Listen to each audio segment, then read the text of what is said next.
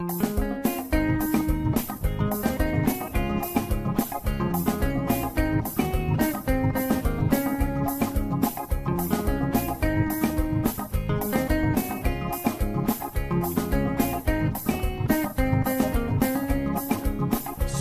all the time is here with a cold heart true. She's the ears and the eyes for me and you. Every day, everyone want to hear from Sandra. And every time on the air, she's getting better. Tell your sister, tell your brother, tell your mama. Call Sandra in the morning and in the evening. They always calling Sandra. And when they start fighting, calling Sandra.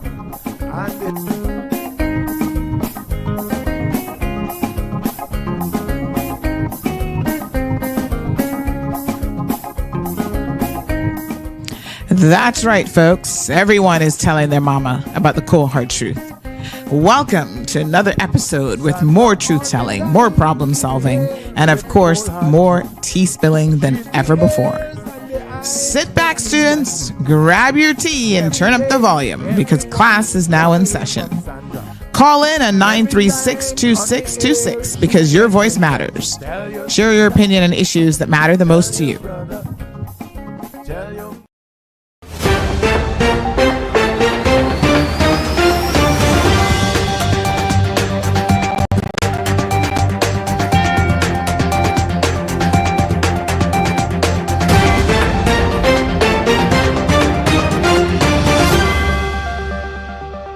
Good morning, Cayman. It's Monday, November 18th, and here are your top stories this morning. A woman has pleaded guilty to causing death by careless driving in a case that has deeply affected our community. In brighter news for families planning their holiday activities, the popular NICE program is returning for the Christmas season. And in breaking news, a West Bay woman has been taken into custody as part of an ongoing money laundering investigation. Stay with us as we delve deeper into these stories and bring you more news from around the region and world. We begin this morning with a development in a tragic case from last year. A Cuban national has entered a guilty plea in connection with a fatal accident that claimed the life of a young woman in Georgetown. Ignacia Rafaelina Francisco Payero has pleaded guilty to causing death by careless driving in the August 2022 incident that resulted in the death of her friend, 20-year-old Eleni Reve Villegas. The fatal collision occurred in the early morning hours of August 8, 2022, when a white Honda Accord driven by Payero was involved in an accident on Eastern Avenue near its intersection with Shedden Road. 3 other individuals were also injured in the incident. During Friday's court proceedings, Payero, who was initially charged with causing death by dangerous driving, entered a plea to the lesser charge of causing death by careless driving. The proceedings were conducted in her native language to ensure her full understanding of the charges. The case has been adjourned until December 13th, when written reasons for the plea will be presented to the court. The judge has also ordered a social inquiry report to be prepared before sentencing. A money laundering investigation by the Anti-Corruption Commission has led to the arrest of a West Bay resident. ACC officials confirmed that a 34-year-old woman was taken into custody on Thursday in connection with alleged financial crimes. The arrest stems from suspected violations of the Proceeds of Crime Act, specifically relating to arrangements involving criminal property and the acquisition of criminal property. The suspect faces potential charges under Sections 134 and 135 of the Proceeds of Crime Act, which was revised in 2020 to strengthen the Cayman Islands anti-money laundering framework. Following her arrest, investigators released the woman on bail as they continue their probe into the matter.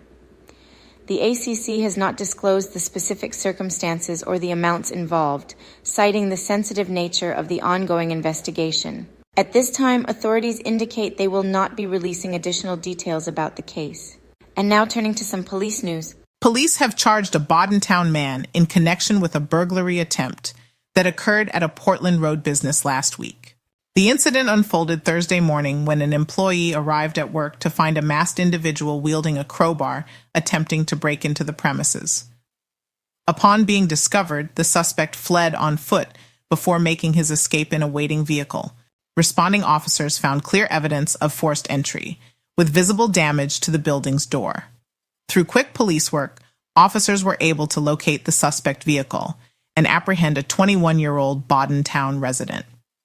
During the arrest, police also discovered a quantity of ganja in the suspect's possession. The accused now faces multiple charges, including burglary, damage to property, and drug-related offenses. He is scheduled to make his initial court appearance today. There's good news for Sister Islands air travel this morning, as Cayman Airways has officially put its third Twin Otter aircraft into service for the Little Cayman route. The new aircraft, which began operations this weekend, comes at a crucial time. Little Cayman's airfield has recently been operating with just one plane, as the second Twin Otter undergoes maintenance, a situation that proved challenging during the recent evacuation of tourists following Hurricane Rafael. Cayman Airways President and CEO Fabian Herms says the new aircraft, registered as VPKOW, features a state-of-the-art avionics suite that will enhance operational reliability for Little Cayman flights. The plane has completed all necessary registration and regulatory procedures and is now part of the regular domestic service rotation. The news has been enthusiastically received by tourism stakeholders. Sister Islands Tourism Association Treasurer Kimberly Dangerfield described it as an early Christmas present, noting that the increased connectivity between Little Cayman, Cayman Brac, and Grand Cayman will help boost tourism to the island. Cayman Airways plans to hold a formal dedication ceremony for the new aircraft later this month. Environmental conservation efforts have received a boost in Northside, with 50 new trees now taking root at the Malportas Pond Bird Sanctuary, thanks to a donation from Cayman National Bank.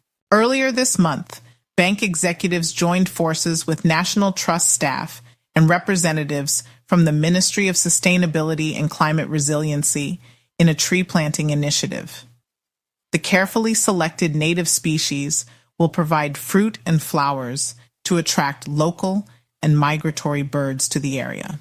The new trees will create an entrance to a 5-acre parcel of land that the National Trust acquired in 2019. This land sits adjacent to Malportas Pond, which has become a notable sanctuary for various bird species, including herons and ducks, and was notably visited by a flamingo earlier this year. The initiative takes on added significance as the pond's shores serve as a crucial breeding ground for least terns, a species currently facing declining numbers. We pause now to remember a distinguished Caribbean tourism leader who has passed away. Lorene Charles St. Jules, the former CEO of the St. Lucia Tourism Authority, died this week, leaving behind a remarkable legacy in regional tourism. Known for her unwavering dedication to promoting St. Lucia, Mrs. Charles St. Jules was a passionate advocate for Caribbean tourism, who made significant contributions to the industry's growth and development. Her leadership was marked by both professional excellence and personal warmth, embodying the very essence of Caribbean hospitality. Throughout her career, she built lasting relationships across the region, earning the respect and admiration of her industry peers. Her approach to tourism development was both strategic and heartfelt, always keeping the best interests of the Caribbean people at the forefront. Colleagues remember her as not only a results-driven professional, but also as a caring and humble individual who touched countless lives through her work and personal interactions. The Caribbean tourism community mourns the loss of one of its most dedicated leaders. Our thoughts are with her family, friends, and colleagues during this difficult time. We turn now to significant weather developments in our region as Tropical Depression Sara continues to impact parts of Central America and Mexico's Yucatan Peninsula. The system, which has already caused devastating floods in Honduras and Belize, has claimed at least one life and forced thousands to evacuate their homes. The U.S. National Hurricane Center reports that while Sara is expected to weaken as it moves over Mexico's Quintana Roo state, the threat of dangerous flooding and mudslides remains. The impact has been particularly severe in Honduras, where officials report more than 110,000 people have been affected. Approximately 8,000 residents have been evacuated, with 5,000 now in emergency shelters. Communications have been cut off to some 1,700 communities, primarily in the eastern and southern regions of the country.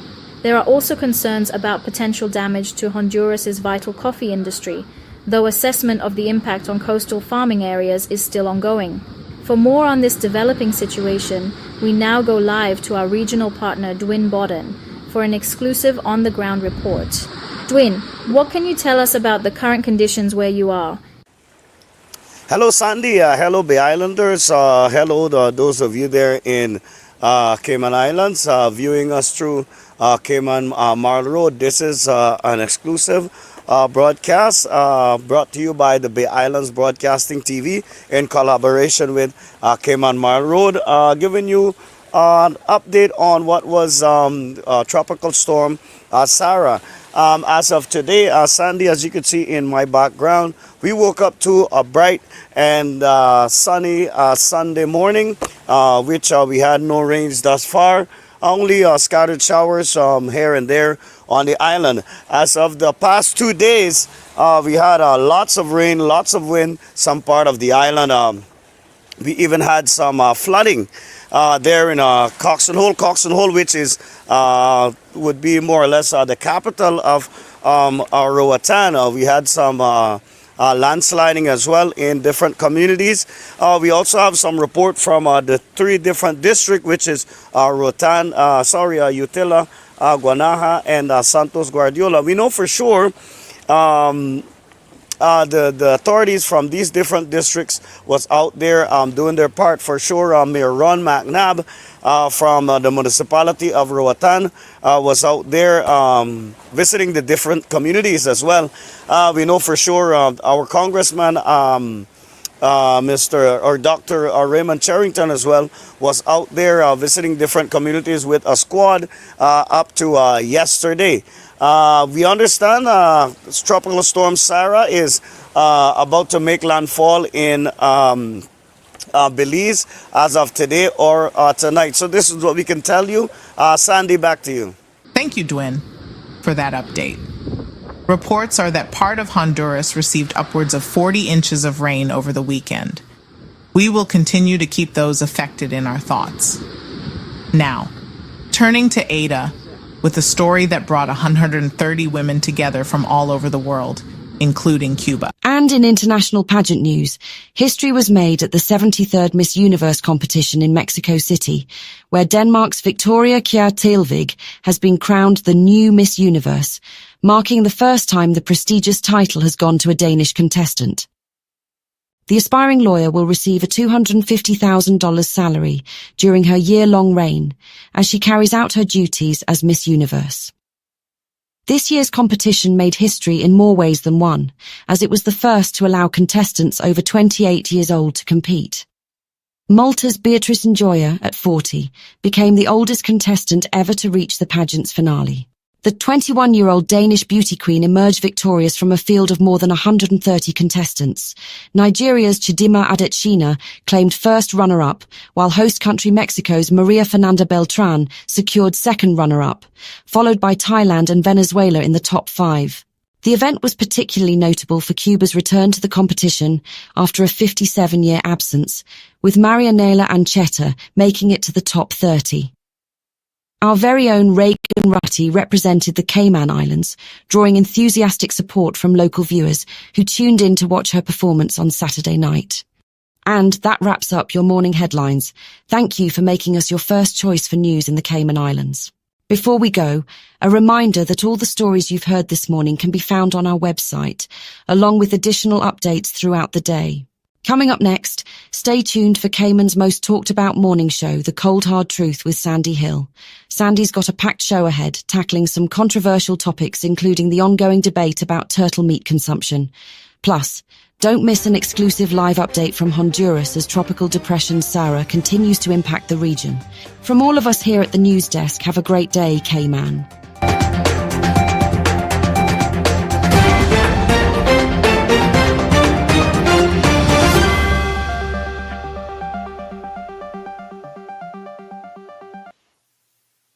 All right, good morning. Ooh, wrong camera. Hold on, honey child. Let's make an adjustment. There we go. Woohoo! Still more adjustments needed. Hold on. Let's get that zoomed in properly. How's everybody doing? Good morning, good morning, good morning. Yes, we got Dwayne who's going to be joining us here in just a second. There we go. Ta-da! It's like magic, except it's called technology, honey chill. All right, so good morning, one, and good morning, all. I think I can move this microphone down a little bit. How's everybody doing out there in Radioland? Everybody's good? Happy Monday. We got Instagram folks over here on this screen. Good morning to all of you. So nice to see you guys as well. Good morning, Deke McConvey. Hello. How you doing, honey chill? All right, let's go ahead and bring in Mr. Dwin Bodden this morning, joining us from Rotan. Yes? That's right. Good morning, Sandy. Good morning there to my fellow Caymanians. Good morning, the Islanders who watch the Cayman Marvel. Yes, it's so good to see you. I wish we were having, this discussion under slightly better circumstances, but, we're here to bring people the news, as we say on this program, the cold hard truth. And of course, we need a little bit of a weather update from you in terms of what's happening in the Bay Islands. Before we get to that, Dwin, let's take a moment to introduce yourself, let people know who you are there in the Bay Islands, a little bit about your background. My name is Dwin Bodden. I'm a reporter for the Bay Islands Broadcasting TV. I'm also a known local musician. I've been to Cayman a few times in performance. Yes. And we're doing a collaboration, which ironically we have before, but we have sort of reignited our collaboration of having, direct connectivity between the Cayman Islands and the Bay Islands. As many Caymanians will know, we have a very, very strong history between the Bay Islands and Cayman. Lots of Caymanians are Bay Islanders as well, and vice versa. Very, very strong connection. So we're happy to be working with Dwin and his news platform to kind of keep us updated on anything that's happening in the Bay Islands. So this is going to be an exciting reigniting Dwin of our collaboration. I'm really looking forward to it. Yes, indeed, Sandy. So let me ask you a little bit now about tropical storm. I don't think it's turned into hurricane yet. T.S. Sarah, last week, I know that we were looking at this system and she ended up dumping a little bit of rain on us, but it looks like Honduras got the brunt of it with some significant flooding. I understand in some areas up to 40 inches in the space of just a couple of days. So what can you tell us about the situation on the ground over the weekend and how are things looking this morning? Well, we have understanding that some communities on the mainland had to evacuate some of their people with children by boat. We also have reports of one person dead. And other than that, here in the Bay Islands, we've had a lot of rain. Some parts of the island actually got flooded, places that never in history got flooded before. I know for sure there in the Coxon Hole area, Coxon Hole, which is like the some kind of like the capital of Roatan. They had a lot of flooding. I know the person's registry office for sure got flooded, and other supermarkets. They also had landslides in different communities. Wow. So I guess the silver lining is so far only one reported death, which I mean, you don't want any, but that's still better than some other storms have done to Honduras. And you say that some areas actually experienced flooding that never had flooding before. You were kind enough to provide some footage, for us. It looks like this is a business premise that is basically, the ocean is just washing right through it. My goodness. Yes, indeed. The actual footage is down in our sister island of Utila. This is a restaurant there. The other one is I think at a home there in our sister island of Utila as well. Wow. So lots of rain, lots of wind, but of course this morning everyone seems to be thankful that Yeah, we woke up to a bright, sunny Sunday morning yesterday. mhm, Um, the city hall, they had some special measures which they lifted yesterday as well. mhm.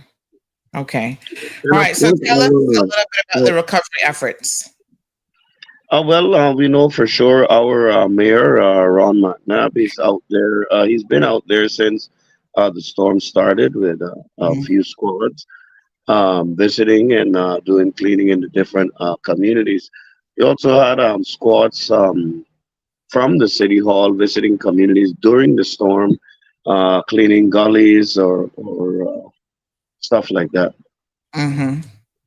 Okay. All right. Well, Dwayne, thank you so much for this update. We're going to continue to monitor the situation. And obviously, as you well know, anything that, we can do here in the Cayman Islands to help the people of the Bay Islands, we're always on board. And I'm sure that there'll be some Caymanians here who are going to be organizing some relief efforts as well to help you guys in any way that we can. All right, and we would definitely appreciate that. And thank you again for having us this morning. Okay, Dwayne, have a good day. Likewise. All right, folks. So again, that's Mr. Dwayne Bodden joining us from Honduras, and just very, very pleased. My apologies that Dwayne, again, like I said, is going to be partnering with us. There are times like this that we all want to know, what's happening on the ground there, and he was able to send us some footage and some pictures, and yeah, I mean, it looks bad in terms of what the flooding did, but thankfully not significant loss of life. So let's be vigilant. And folks, I can tell you that the all clear was given this morning for Belize as well as TSC weakened. But of course, there's more to come. There's another system out there that, as we speak, is being watched. And of course, that means that here in Cayman, we are also watching that system. It's pretty wild because you notice that none of these are coming off the coast of Africa. Like, I don't know what's going on. Africa decided to give us a bit of a break. But quite honestly, everything is developing like right in the region. So, pretty wild that the last, 3-4 storms have all been right here in our region, which means in a way that they develop very, very quickly, but also sometimes before they get to develop fully, we, are out of harm's way. But you have to remain vigilant, everyone. So, of course, we encourage you to make sure here in Cayman that your storm preparations are in place. By now, we should have a well-oiled process in place of what you need to do. Had somebody complain to me when I went to the chamber luncheon the other day to say, Sandy, I can't take any more days off with these kids. So they're like, please, I don't control the weather and I don't control the government either. But they were like, please tell the government no more off days because I can't take off from work. And if I do, I'm working from home and I've got 2 kids and it's just too much. But of course, we know the situation here in Cayman. It's not even always about it's going to be like a direct hurricane, but we know that our roads flood very, very easily. And that's a problem when, people are lots of traffic on the roads. Some hurricane centers are also doubling as schools. And so, of course, that complicates life a little bit also. So good morning to the beautiful Natasha. You know which Natasha you are. Saw you on Saturday going to the seamstress. So good to see you. Mhm. All right, so we're continuing to make some strides with our morning news segment. Thank all of you for your feedback. As we get your feedback, we take it on board and try to implement the changes immediately. So good morning to all of you. Miss Alina is here. Patricia, Silvina, buenos dias, ¿cómo estás? Abby, good morning to you. Sean Ebanks in the house. First Lady is here. Marshall, Melita, Barbara. What is this, KK? I don't know what discussion you're on about, but okay. Miss Morna, Miss Iva, blessed morning. Catherine is here. Oh Lord, have mercy, KK. Paul joining us from Bermuda. Diamond Princess in the house. Marshall, Miss Yulene, Ethel, Wee, lots of people this morning. Everybody's up. All right, I don't have to play that wake up song. I love it. Good morning to the beautiful Jean, Dee Dee. Let's get it. All right, so we have a couple things, obviously, that happened over the weekend. So first of all, let me just say congratulations to all of the participants in the Miss Universe contest, which was this weekend. And the winner being Denmark. Yeah, okay. I mean, she's pretty, I guess. First time that Denmark has ever taken the crown, in fact. And some really first this year. She's actually, I think she's already an attorney. Yes. And she's actually going to be earning for the first time ever a 6-figure income as Miss Universe. Honey child, who knew? $250,000. I'm assuming that's US dollars. She is going to be getting some interesting, other details, including the fact that Miss Cuba returns after almost 60 years in exile, really. So the event took place on Saturday. A lot of you will know the 73rd Miss Universe pageant took place in Mexico City. And now, because they've allowed like married contestants, plus sizes, transgender, I mean, the competition is a bit all over the place, to be quite frank and honest. More than 120 other contestants competed.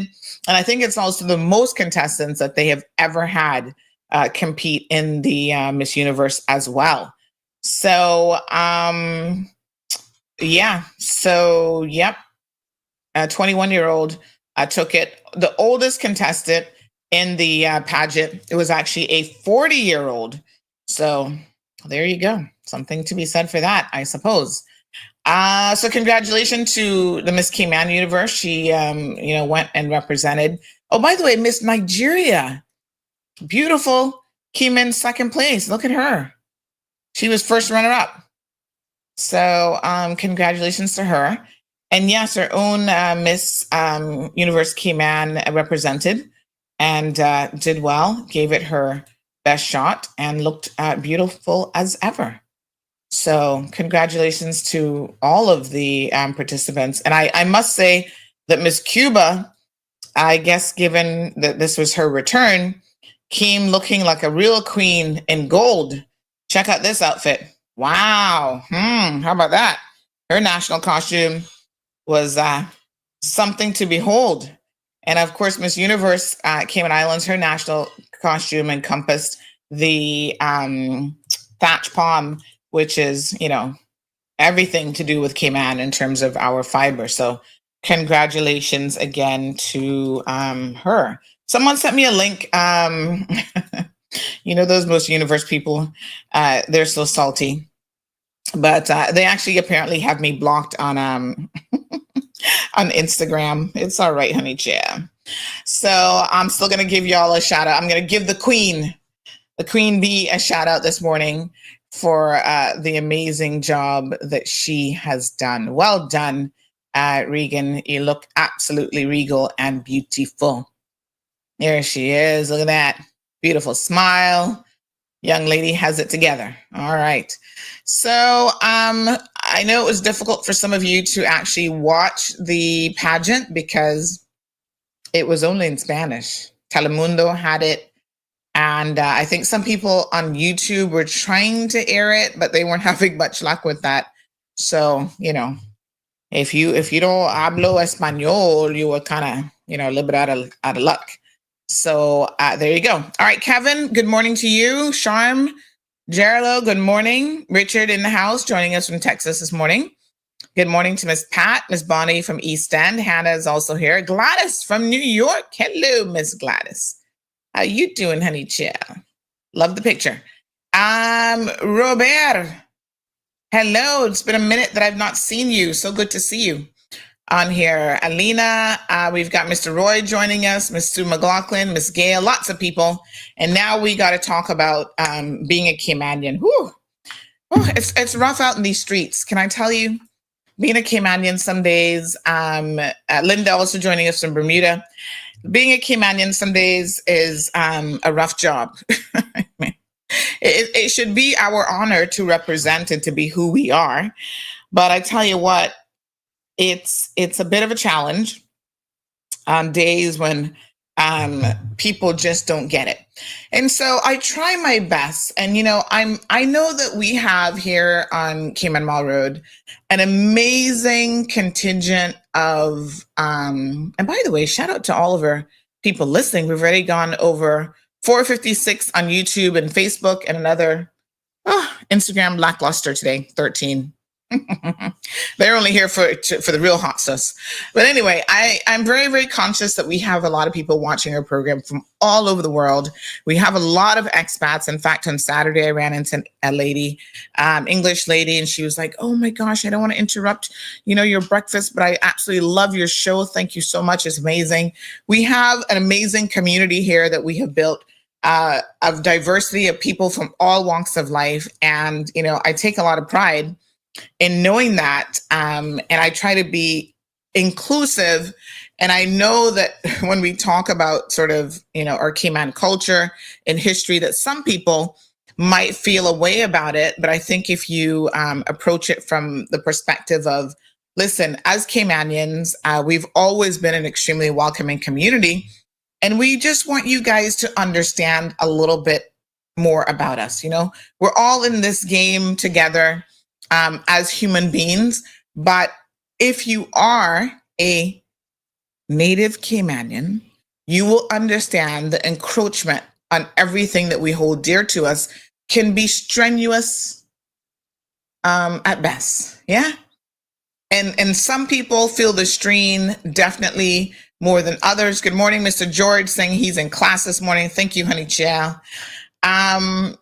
So we feel, it's how do I explain it? This has been like a social experiment in so many different respects. You take a country and basically in the space of, let's say not even 100 years, but let's say the last 50 years, you inundate that country with everything, right?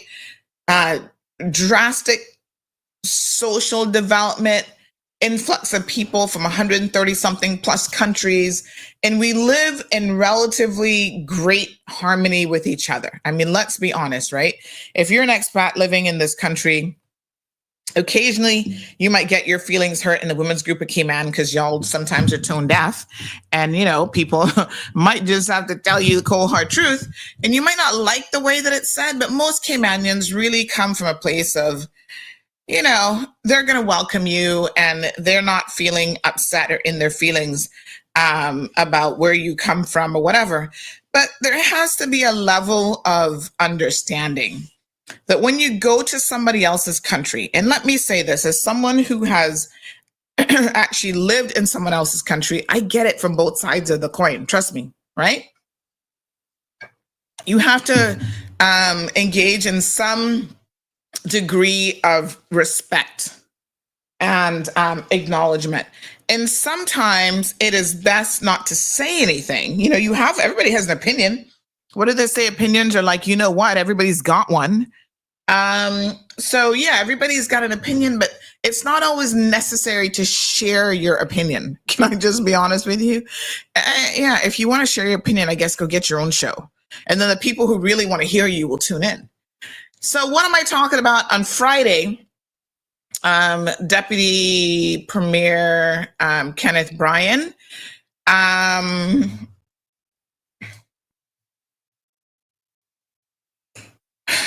was over on Radio Cayman. That's supposed to be, somebody said $250,000. I can pay my light bill at that. Yeah, become Miss Universe. And it's all yours for the air. He was over at Radio Cayman, and some bright superstar decided to call in talking about our national dish. Now, there's so many things that makes this an interesting conversation, okay? There are Caymanians who do not eat turtle. by the way. All right. There are Caymanians who don't eat turtle. But, when something is somebody's national dish, like I went to Africa and South Africa, and they were, what was their national dish again? It was some meat. Hold on. Let me tell you what it's called. It is boboti. Is that how it's called? Baboti. It's a meat-based dish, and I don't know. It's a part of their Cape Malay cuisine. I looked at it and I went, okay. And then there was some other animal meat that they were like, oh, do you want to try this? I was like, just a little tips. I'll try it, but it wasn't my cup of tea. All right, great. I'm not going to call into their talk show and be like, oh, I don't really like your national dish, and have the most to say. Sometimes you gotta just ease up on thinking that you can go into somebody else's country. And as far as I'm concerned, right, if you're not a native of that country, you are always a guest in a way. Yeah. You don't necessarily understand all of the culture and all the intricate details. Even me, myself, as a Caymanian, multi-generational Caymanian, yes, there are some things culturally that I don't quite get because I didn't grow up here my entire life. And I'm willing to accept that. I'm willing to own that. I was away for 15 years. So my perspective on life is different. My perspective on even being a Caymanian is unique and different to me. So, I don't try to say that I represent all things Caymanian. And if you want to, have an authentic Caymanian experience, come and stay with me. I'm probably not that person, right? Because we have a multicultural household. My husband's obviously Jamaican, so there's some things from his background that we have adopted a little bit. My daughter, if you ask her, what are you? She's going to identify as a Caymanian. Most children identify with the nationality of the mother, I find as well, right? So she's a Caymanian, and you say, oh, but aren't you Jamaican too? She's like, not really. She understands that she's 50-50, but hey, we're living in the Cayman Islands, and I will try to get her indoctrinated into as much Cayman culture and understanding her local heritage and culture as much as possible. But yeah, when we go to Jamaica, obviously she's going to see, and experience that side of the family. So according to her, she likes to eat goat meat. And I'm like, okay, honey, child. And we kind of go with the flow, but it comes down to being respectful. And I think that you cross the line. You really cross the line when you call in and you make comments about our national dish and basically tell the people of the Cayman Islands that they need to stop eating turtle. Okay? Listen, son, if you don't want to eat turtle, that's your business. You don't have to eat turtle. No one is going to force you to eat turtle. It's not like the national dish has to be consumed every single weekend, or someone's going to, tell you if you don't eat turtle, you're not going to get status. I wonder if they put that in place, how many of y'all would be here, right? So it's nothing like that. But there is a degree of respect that is required. And I think that this person, and someone has identified them. Now, I don't know his voice. So I'm I'm just downloading the clip, so I want you guys to listen to it. I don't know his voice, so we're going to go with who they've said. And what is so interesting is the person who's been identified here has actually been featured on CMR for really not being the best person in the world in any event. This is where I'm always here scratching my head. And this person is trying to apply to get PR in this country. I'm like, really? Yeah, you see? This is the ish now. They've already been in court for other, behavior. And this is where when people say, why are we inviting every Tom, Dick, Harry, Sally, Samantha, and everything in between to our shores when they have no respect for us and no real appreciation for anything Caymanian? So I do find it peculiar that people can come to the Cayman Islands, right? And as they say, you come here and you find what you find here.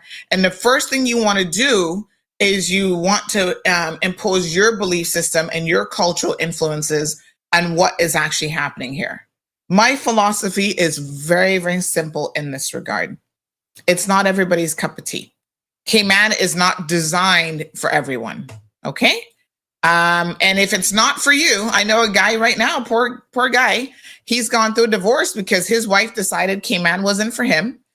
They have a child. The child's gone back overseas with her. And the husband is like, I love it here. I'm staying. So the decision about whether Cayman is for you or not has actually ended up breaking up a family, both foreigners, one from this part of the world, another one from the UK. And, they just couldn't agree that this was a place for both of them. So the husband's like, I love it here. This is all about me. And unfortunately, the wife, not so much so. What a hot mess. And that's okay. It's okay for you to decide that Cayman just isn't for you. Yeah? Nobody's going to fault you for it.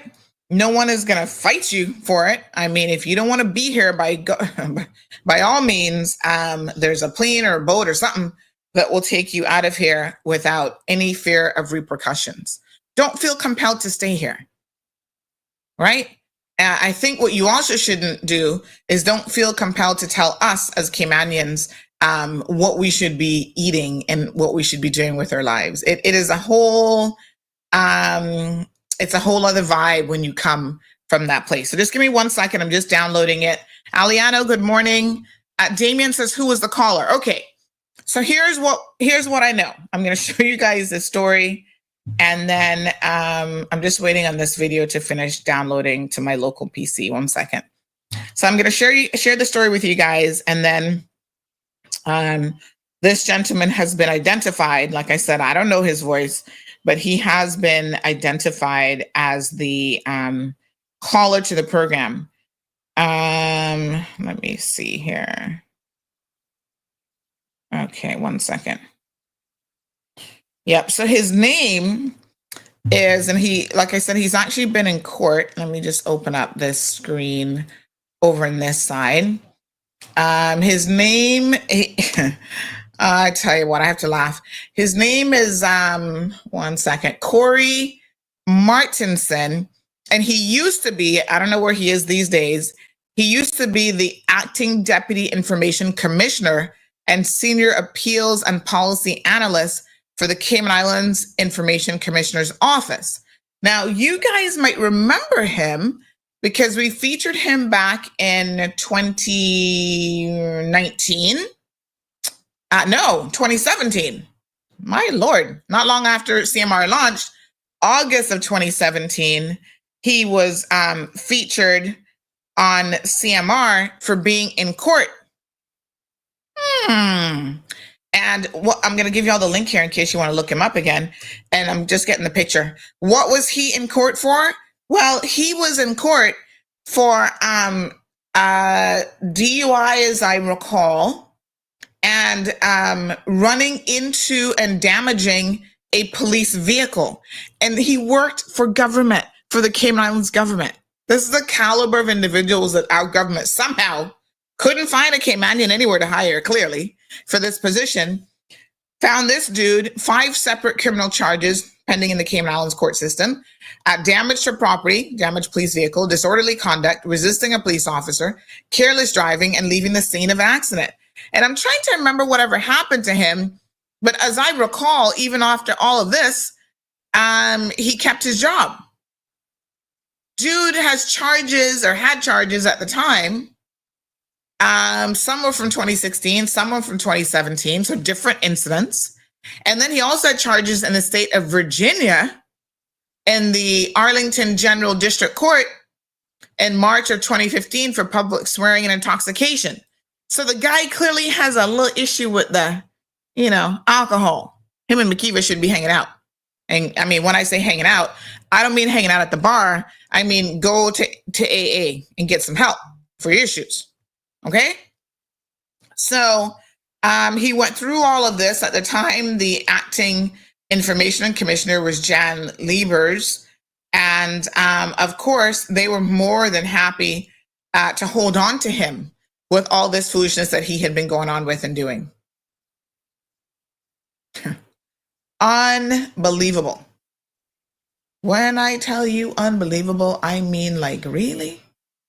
Yeah, this is him.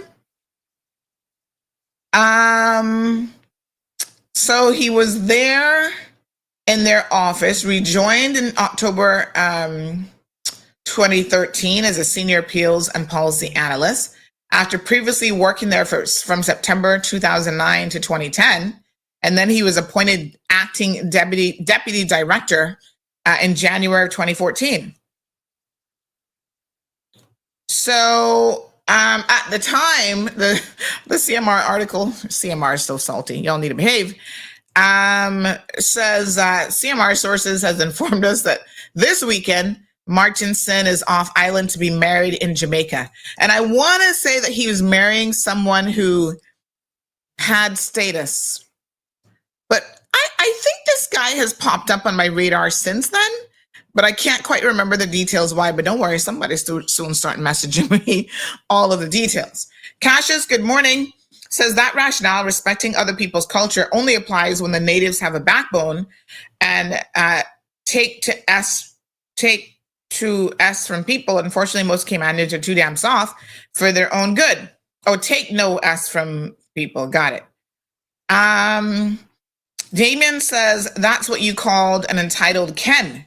All right, so let's listen to what he had to say, Honey Chow, because yeah, he was definitely feeling himself. I don't know what got into him to call into Radio Cayman, but here you go. Cases, no. But I'm not going to forget my job and my role.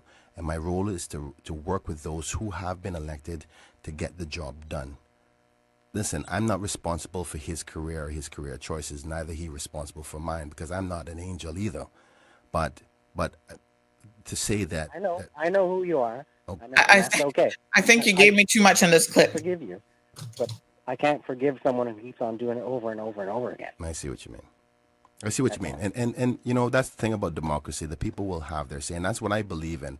And that democracy part also goes into a referendum, because when we speak about the cruise here, you may have a viewpoint, and you say, well, okay, these hamburger cruise passengers who come, those people also spend money with strong Cayman companies that, like, say, the Kellys, there is the ones who do the Turtle Farm tours, the ones that do the Stingray City tours. There's a lot of money that... Remember, it's not called Turtle Farm anymore. Come on. Well, I call it, listen, you can call it whatever you want. I'm an old school Cayman, and it's Turtle Farm. If you want to call it Turtle Center, for those who are woke, it's called Turtle Farm, because you know what? When the Cayman started it was a farm to eat turtle meat. I know what it is. Okay. All right. So it is Turtle Farm for my Caymanians, and for the new people who say Turtle Center, they'll get it, right? But I keep it at Turtle Farm because I'm old school like that, right? Right. But that's one thing you need to realize about tourism. Okay. Nobody wants to hear Turtle Farm anymore. No one wants. No, I know. No one wants to hear about anybody eating a turtle. Nobody. None of your visitors want to go, damn, oh, this is to save the turtles, and you are losing how many millions per year, and which you could put into DOE enforcement, and you would get like 20 new officers being out there on the boat every day, and you could create Turtle Farm into a true turtle center. Can I ask you a question? Can I ask you a question? Do you think that Caymanians should be eating turtle? Ceremoniously, maybe. Ceremonious. Because if we don't have a turtle farm, the only place that can... All right, let me pause it there for a second. So he's offended by all right, saying it shouldn't be Turtle Farm. A lot of Caymanians still call it the Turtle Farm, to be very, very clear. Then he went on to basically say that visitors who come here don't want to know anything or hear anything about eating turtles. Well, I don't know what visitors he speaks to, but I can tell you that the visitors, and again, I'm not directly in tourism, but I have spoken to a lot of visitors, and when I tell them that our national dish is turtle, a lot of them are like, really? How is that prepared? Where can I get a plate? And then I have to tell them, well, make sure it's someone who knows what they're doing that's actually cooking it for you. Now, here's the irony of this, right? I'm assuming he has some kind of, I don't know, status or PR or something by now, because God knows he's still here after all of these years. We just underwent an exercise earlier in the year looking at our national dish. So remember, the government went and did this whole thing, Where We From 345, the Ministry of Youth, Sports, and Heritage undertook to identify, because shockingly, we've never had like a formal national dish, national song, national plant, all these things. And so we formalized all of this. And the formalization, let me just push this up here on the screen, was that our national dish was actually stewed turtle. And this is a beautiful plate of stewed turtle. Good morning, turtle meat. I could eat this hit today. Look at that, folks. Nice rice and beans on the side, some stewed turtle, a nice little piece of, I'm just describing it for radio listeners. Nice piece of breadfruit, the typical potato salad, and of course, wouldn't be complete without some plantain, honey child. Yeah, boy. Got me hungry this morning. Let me just sip on some water. So, this is our national dish, okay? As a, newcomer, so to speak, yeah? Someone who wants to stay here, someone who wants to become a Caymanian. You see, this is the irony of it.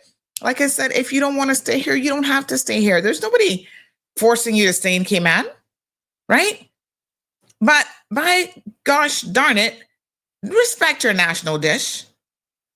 We have a long seafaring history, and a large part of that actually revolves around, our maritime history revolves around turtling.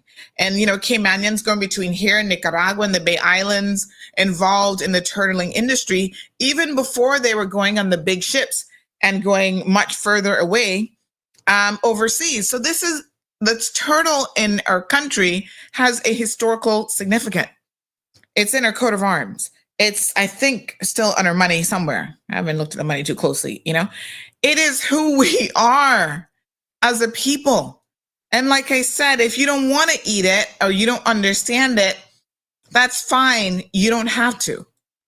But what you should not do is tell us as Caymanians that, we should only eat this ceremonially. What does that even mean, Corey? I mean, help me understand what the hell you're talking about. What kind of ceremony you think we should be having where we can eat turtle meat? You know what the ceremony is? The ceremony called Sunday dinner. And it falls on a Sunday every single week. And if you want to have it for Wednesday dinner, you can do that too. What kind of nonsense is this? Let's continue listening, honey child, because it gets better. Want to be able to get their culturally meat that they grew up on and that they built their society on is through the wild. And then those who conserve the environment are going to have a different story than they're going to say you're eating it from the wild. So having that turtle center actually helps us to prevent from people going into the wild and taking the wild. Well, that's his theory, but it's the wrong theory. Okay, so sir. So he Kenneth, then the Honorable Deputy Premier talks about the importance of having it available so that people don't go out and poach. And his response is, that's a theory. That's the wrong theory. My God, poor him. This dude does not have a clue. In fact, I'm beginning to wonder if y'all should put some practical elements into that test for them to get PR and status. Will you make them sit down and eat a plate of turtle meat? Good morning, caller. Hello? Uh-oh, can't hear you. Hold on one second, honey child. Let's try that again. Good morning, caller. Good morning. Morning, dear. How are you?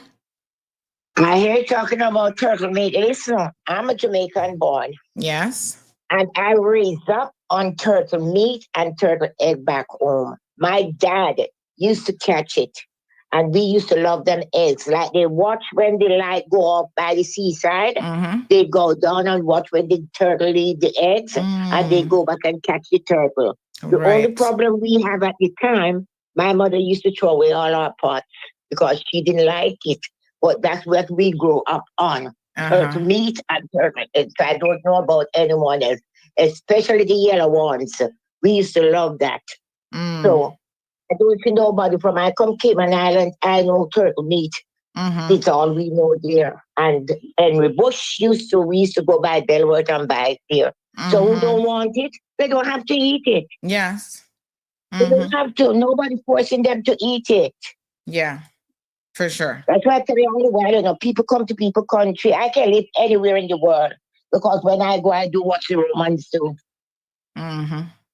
Thank you so Anyway, much. you all take care. I love you all. Appreciate it. Bye. All right, Miss Lucille. Abby says the USA kills 1 million chickens an hour, but we can't eat turtle. Please.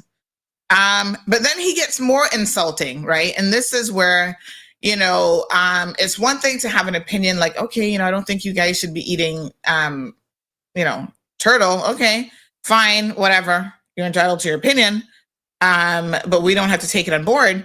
But then when you go the next step and you start to insult people, which he does, talk about our national dish should be KFC. Son, please, let me help you get on the next plane out of here. We can purchase you a ticket to leave Cayman. I will do you the favor and give you a ticket for free. Cayman Airways might even be minded to give me a little discount to put you on a one-way ticket out of here. Don't insult people about our national dish being KFC. Like, seriously? Let's continue to listen to this proper idiot. I'll just give you a little history lesson. Sir, okay, let him finish, and after this, we have to wrap it up, sir. Let him finish. Sorry, back in the 1700s, there was no big animals on this island. There was nothing, right? People had to eat. And one of the greatest things out there was turtles. Hundreds of turtles, thousands of turtles. They could bring them in every day and eat. But it was because they had to. Not because they said, ooh, I like turtle over beef. No, of course not. They just liked it and learned it and blah, blah, blah, blah. We live in a different age. It doesn't have to happen anymore. We have grocery stores. We have everything. Let the turtles go and be on their own. Even so with the cultural dish, why not call KFC the cultural dish, for heaven's sakes? I find more people eating that than turtle. And the sales of turtle meat are going way, way, way, way down. And that's the number one losing factor. Okay, so I don't know. I don't know where this dude lives, right? First of all, the dig about, you know, KFC should be our national dish. Please, sir, I'm trying to utilize a lot of restraint in responding to you this morning in terms of that. Like, seriously? Really? Really? Canadians and Americans love them a fast food more than anybody else. Now, I'm not a KFC person. I'd hardly ever eat KFC, in fact. But I take insult to that for more reasons than one. Caller, good morning. I'm not sure where he's getting his statistics from. Right? The sales of turtle meat going down, I don't know about that. Maybe because they don't have it to sell. But exactly. The demand, I can tell you, didn't we just do a show about this the other day? Where we were talking about the demand? People are there sometimes fighting. People are there sometimes fighting to get it.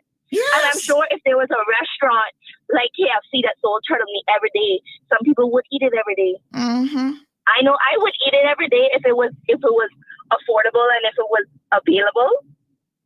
Oh my goodness. Yeah. This guy is unbelievable. Truly.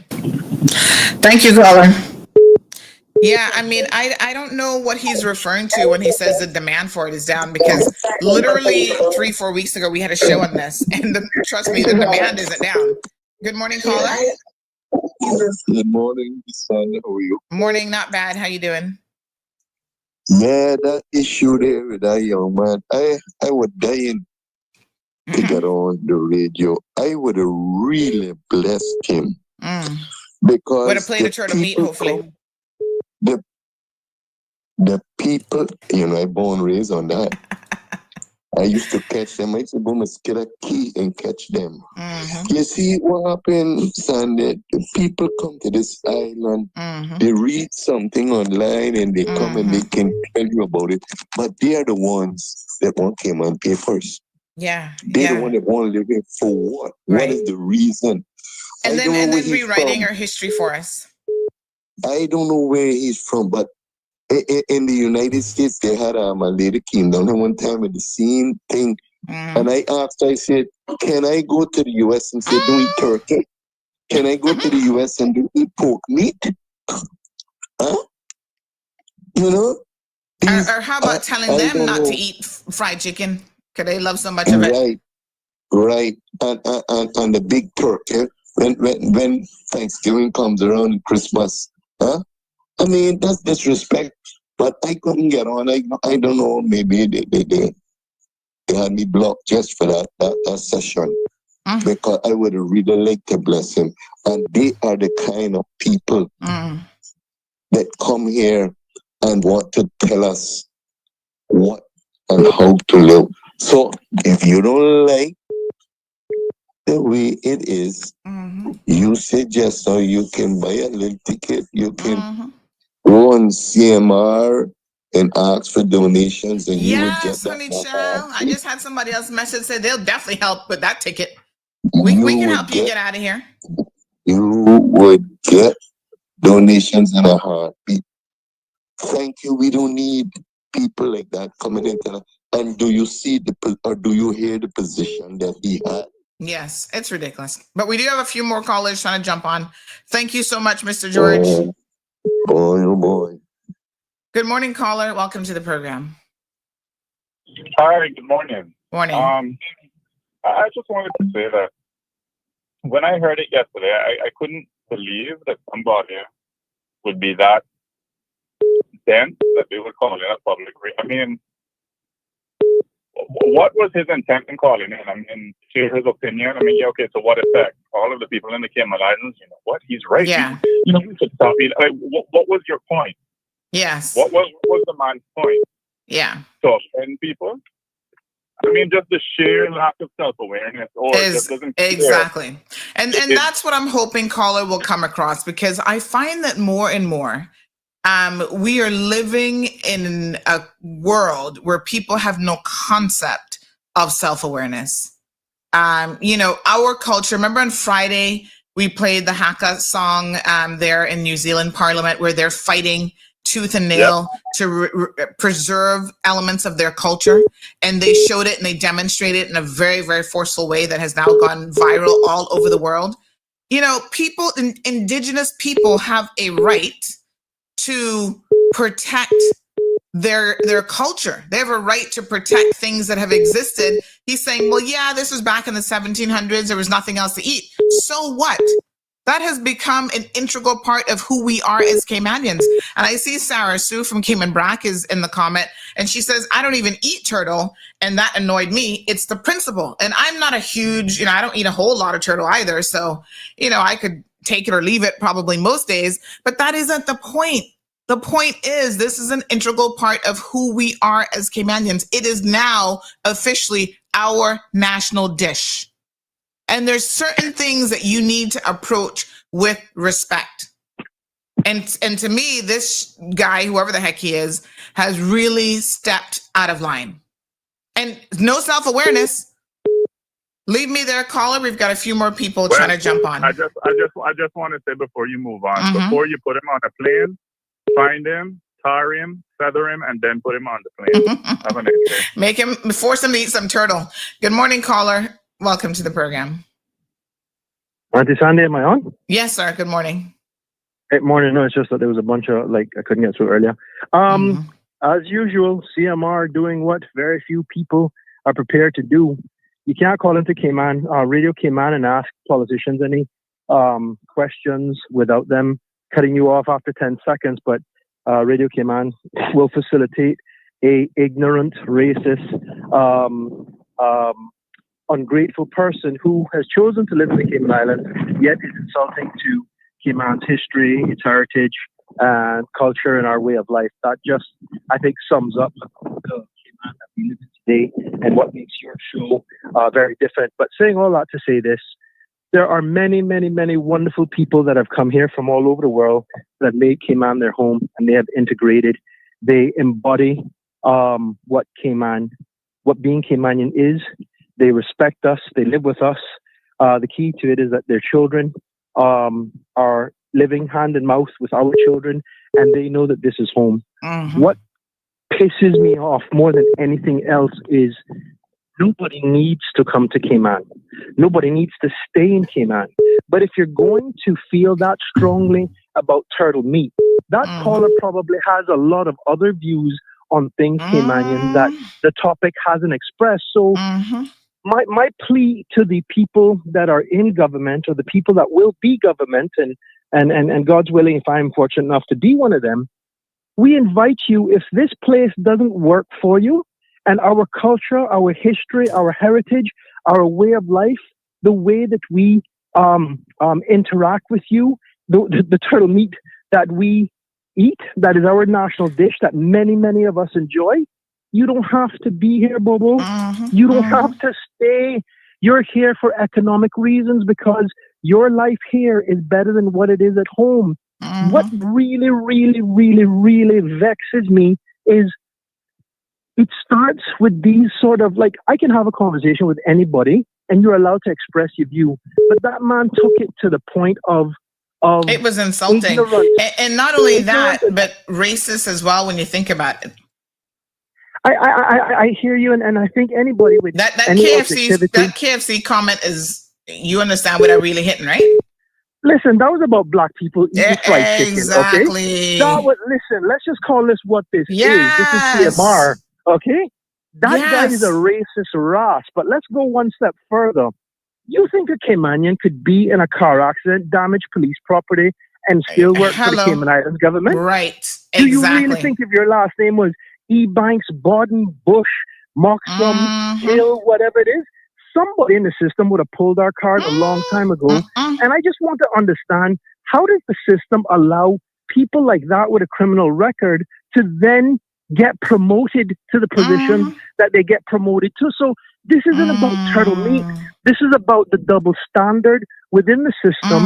This is about the way that somebody can be blatantly and overtly demonstrate racist tendencies and tell you what is wrong with your culture. Oh, is Corey now a lawyer at HSM? Oh, you got to be kidding me. I couldn't give two businesses where he works. The point is, Corey, you can have Corey and many other Corys and you know, Karens and Kevins and everybody else. You can have your way, you can have your opinion, but do yourself a favor. If you don't want to incur the wrath of a generation of Caymanians, keep them ignorant, racist thoughts to yourself, because we seem to have a system that works, but everything is potentially the tipping point because it empowers other ignorant, racist people to do exactly those things.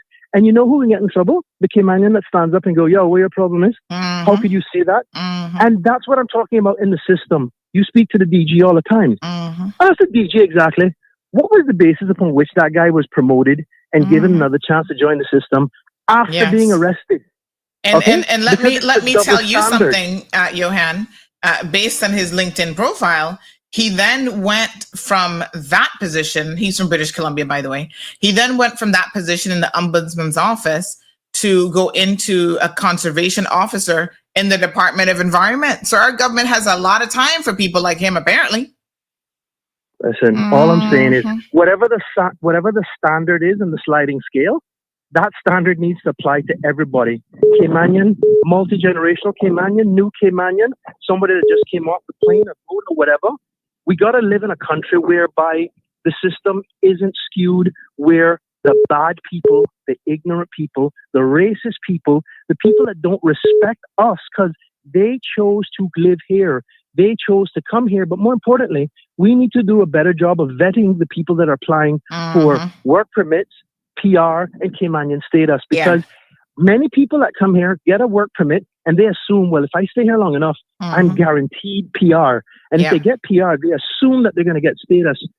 We need immigration reform now, and we need to understand from our leaders today and our leaders tomorrow, what exactly do you think is required in the immigration reform process? Because there's a population of 88,000 people. Of that 88,000, there's about 25,000 Caymanians. Now, Caymanians in total, those that have status and everything else, probably equal about 40,000 of that. So you're looking at another 35, 40,000 work permits that are being issued, and those persons all have aspirations to become Caymanian. We need to flush out everybody that is subversively racist, ignorant, a bigot, and does not enjoy living amongst Caymanians. Yes, and to be clear, Johan, sometimes they don't show their true colors until they get it. So we need to have a method of dealing with them after the fact as well. Thank you for those comments. Let me show you one thing.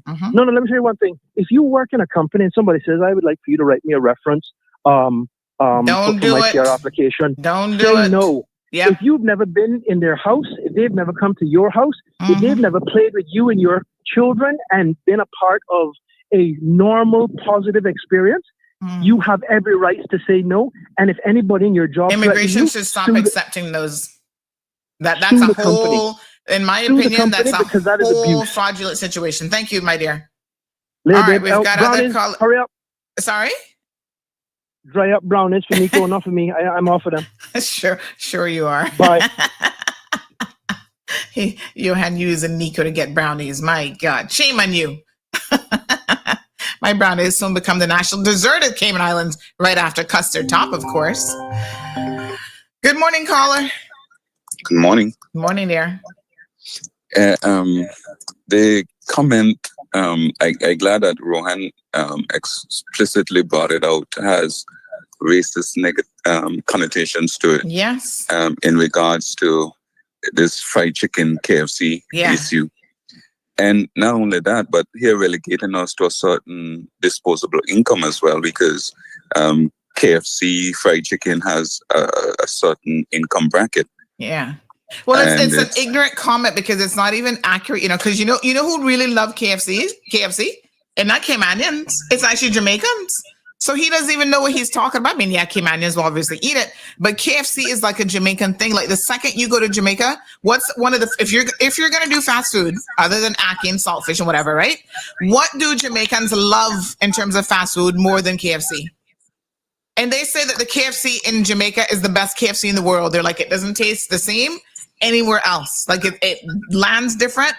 I've gone to Jamaica. My husband's like, okay, you hungry? We're going to KFC. And I'm like, why? And he's like, no, man, this KFC different than Cayman. And I'm like, are you sure? Because that's a vibe too in Jamaica, right?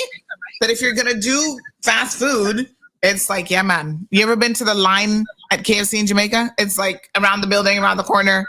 They're really into it. So for him to say that Caymanians, that should be our national dish, I think he's also confusing cultures. I mean, I know that some of them think we all look the same, but Caymanians and Jamaicans are different. We have our own distinct cultural elements to us. So his level of ignorance and prejudiceness and downright racism and what he says is very, very disturbing. And yes, fried chicken, there is a racial connotation and attachment when it comes to fried chicken and African Americans or Black people in general. Yeah. And I think that if we were to have our own hacker song activation to act, everybody see him on the road, they should just turn their back on him. Mm-hmm. Yeah. Thank you. Thank you, my dear. Appreciate it. 936-2626. We're going to continue listening to there's a little bit more of this segment here, but thank you guys so much. Emma, good morning. Dorothy says, I love turtle meat. Somebody said the best one on Friday is Blue Marlins. I might have to go check them out come Friday. Good morning, caller. Good morning, Sandy. Good morning, dear. Listening to what that gentleman said, it really ticks me off. Mm-hmm. It's like someone coming into your house and telling you what to do. Yes. Caymanian says rice and bean. We Jamaican says rice and peas. Yep. And I don't go to the restaurant and ask for rice and peas. Right. I ask for rice and bean because and we say fritters. You guys say dumpling, fried dumpling. Dumpling. Yeah. Right. I mean, and it's not only these things are coming out now, but there is greater places that this has been affected. Mm-hmm. I'm going to give you the Lion Center. You can check this out now. The Lion Center, I think, is actually in court. Mm-hmm. That development that is right behind the Lion Center, mm-hmm. because they are complaining that the events at the Lion Center is preventing them from sleeping. And I'm saying, if you're gonna buy a property beside a school, use a school for instance, you don't wait until you get there. You're gonna say, "Oh, there's too much noise from the school, so you have to lock down the school." And our system here facilitates those foolishness. You buy real estate, you know what is around you, so you don't complain after you get in and want us to move things. And the Caymanians, we facilitate too much foolishness from other people. Absolutely. You can't come into my house and tell me what to do or how to do it, or I shouldn't eat this, or I shouldn't cook it that way. No. And I mean, we should have, as you said, we should have methods of recalling. Yes. You come to my country and you want to dictate to me what I must eat, what should be my national dish. Imagine the nerve. And talking about KFC, the reason why the KFC in Jamaica tastes different is that the government some time ago mandated that KFC has to use the best dress or the broiler's chicken. Okay. It is mandated that they have to use those. Yes. And those chicken, if you look at the label, it will tell you that they are organic. Okay. They are not fed this whole lot of hormones. Wow. Okay. Well, thank you so much. People like those we don't need here. Yes, for sure. It just give others a bad name and let people want to lump us in the same group. Absolutely. Thank you, caller. Appreciate it. A few more people were trying to call in. 936-2626 is the telephone number. Yeah, this dude is he's definitely special in all sorts of ways, believe me. Wow. So I think, we're trying to be as respectful as we can to this man who himself demonstrated no level of respect to the people of the Cayman Islands. Good morning, caller. Yes, good morning, Sandy. Morning, dear.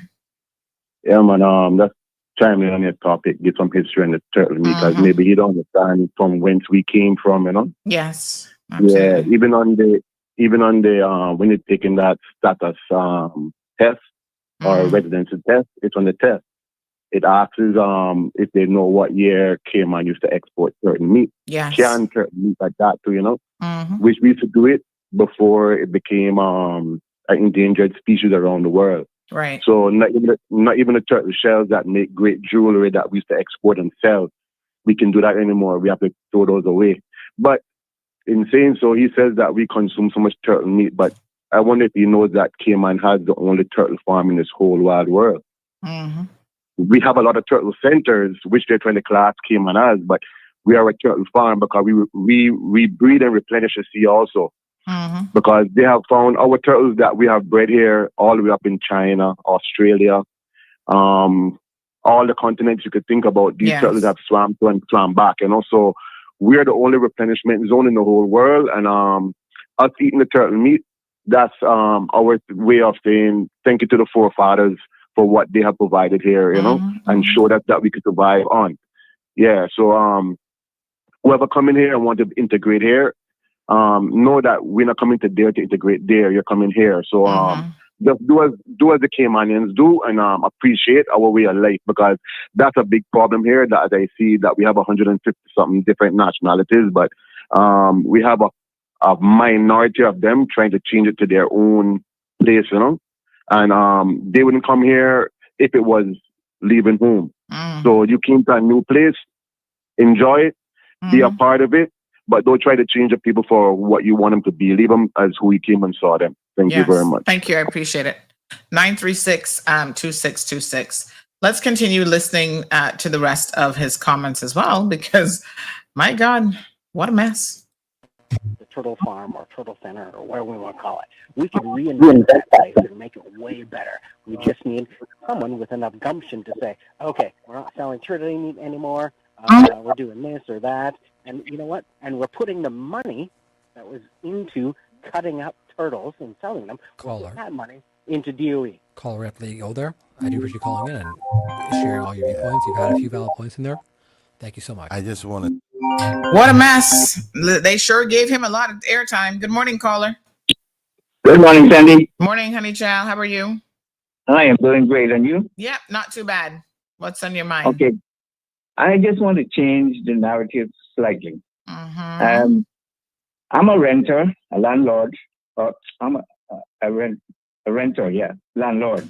I'm calling from the Front Circle area. Same area where you had the house by Faulkner. Okay. Right? Now, from my understanding, that house has been condemned, that not even the owner is supposed to stay there. I have had, in the last 2 weeks, evicted Can I just pause you right there?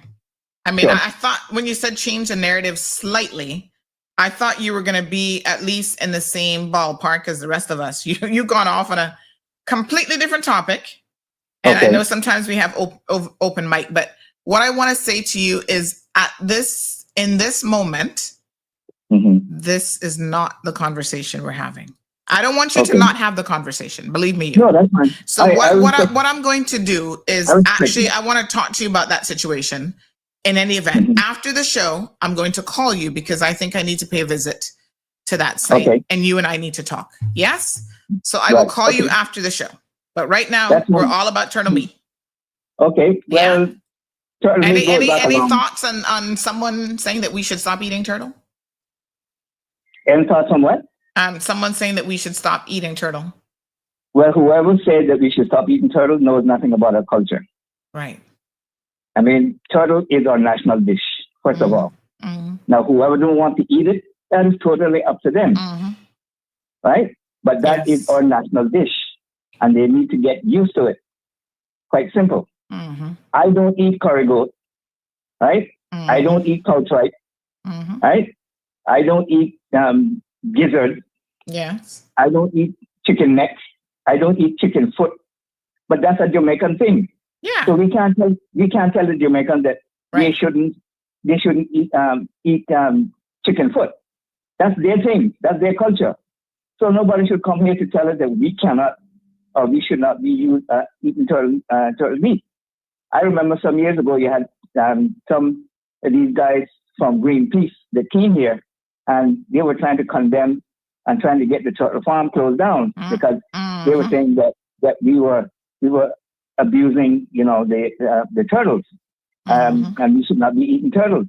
Well, I actually confronted two of them. I said, listen, we don't come to the UK or England or any other part to tell you guys that you can't eat lamb and sheep. That is part of your culture. That's not part of ours. So don't come here and tell us this BS because you're going to get a baseball bat up your head and they back off from them. All right. Thank you, my dear. Yes, sir. You can get me at this number, Sandy. I need to talk to you today because I had to get the police involved this morning. All right, my dear. Yeah, not a problem. Very good. All right. 9362626. I am aware some of you are still trying to get in. Let's continue watching a little bit more of Kenneth Bryan's response to this. Someone said that we should make him the national idiot of the Cayman Islands. Well, certainly an example of one. Say, just for the record, you have your opinion and I have mine. And as long as I'm a representative of the good people of the Cayman Islands, and it's our culture to have turtle meat, I will forever support their consumption of turtle meat. I know you have come and made Cayman your home for 11 years, but it's that kind of approach that don't have a respect for our cultural norms and expect to try to suggest that we stop eating turtle meat. I'm really disappointed with that interpretation, and that's why we have a divide now. And Cayman is a very welcoming people, but you ultimately come here and basically say we should stop eating turtle meat, the thing that made the Cayman Islands what it is today. Turtling and making thatch rope is what built the foundation that allowed you to want to come here today. And I'm disappointed that you went that far to suggest that something that is considered a national dish, that we shouldn't do it. So you should think about that, sir. A quick comment on that, and I agree with you where being culturally sensitive is such an important, no matter where you go in this world. Well, folks, lots missing. Somebody said, several people said to please give Johan a kaboom. We'll give him 2 kabooms for his earlier comments. All right. One more. All right. Hold on. There we go. Caller, good morning and welcome to the program. Good morning, Sandy. Good morning there. Interesting topic. Interesting topic this morning. Let me just begin on where the minister ended when he said, you are criticizing not just one of the things we eat, you're criticizing our national dish. Yes. Now, yes. Let that guy go to Thailand and do something like that. They would an offense there called insulting Thai culture. There's a guy who went up to some of their shrines and so on and was dancing naked there. They arrested him and fined him for insulting culture. And in Cayman, one of the things that really people need to learn, and a lot of people are already very assertive about Caymanian culture, but I think there's more need for people to really assert that culture and say, you can do it. You see, when my kids were in Cayman and I was living in Cayman, I didn't know that they'd taken to a lot of the seafoods, and we don't come from a seafood tradition. So when they went out to college and they came to visit, they said, "Oh, Daddy, can we go to that place on Walker's Road? They sell seafood." I said, "Which one?" So I remember it's a place I had gone to. Why? Because they had taken now to eating conch and turtle and this and that, which I eat as well. Okay? And a lot of people, what they don't understand is a lot of these so-called strange foods already taste like something that you already eat. Yes. Okay? Let me end on one note. I come from a country where we eat caterpillars. Okay? Now, we don't eat caterpillars that are fresh because they are disgusting.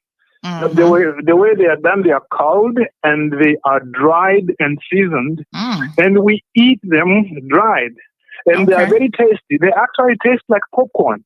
Okay? And people just have to learn. Yeah, people just have to learn to be able to respect the local culture. Caterpillars? Do you fry them? Pardon me? Do you fry them? The caterpillars. Yes. Sometimes they are fried. Like they can be dried, but still fried, so that sometimes they become a little bit, like there's different ways of cooking them. Yes, but you do fry them.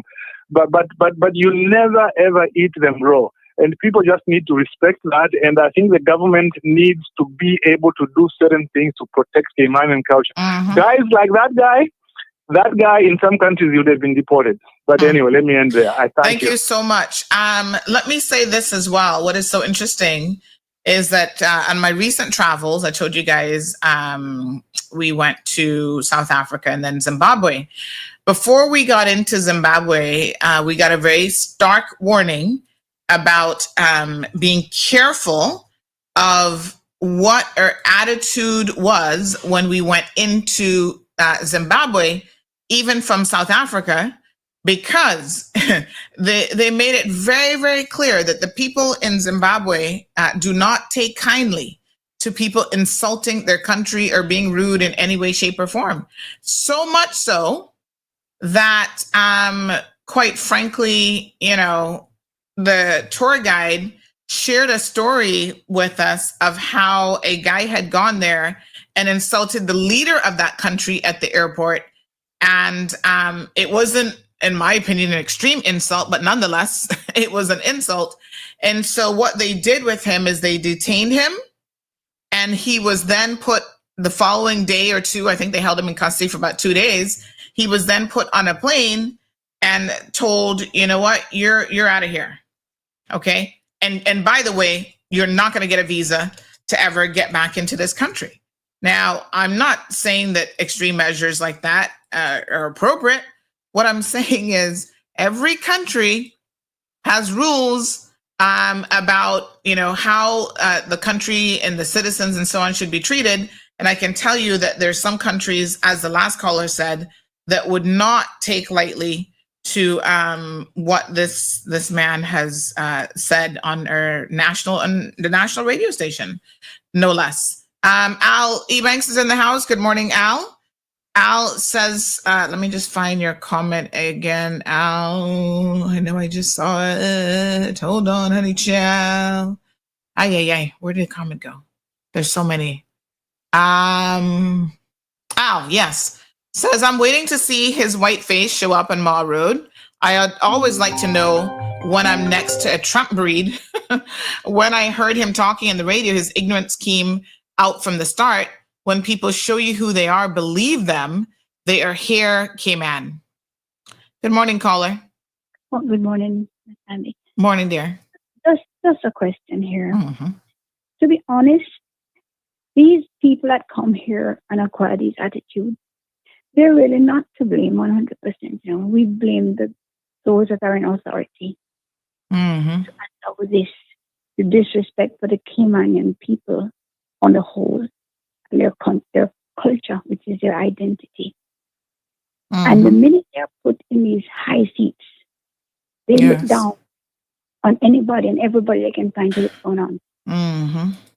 And it is allowed. I'm saying wherever they come from, is there not high seats over where they are that they could stay there and sit in those high seats? No, because guess what? They're not going to get the job because they're competing with a million other people. And those so-called high seats are not going to pay what Cayman paying with all the benefits that we have to offer. That's why this is such a beautiful place. Yeah.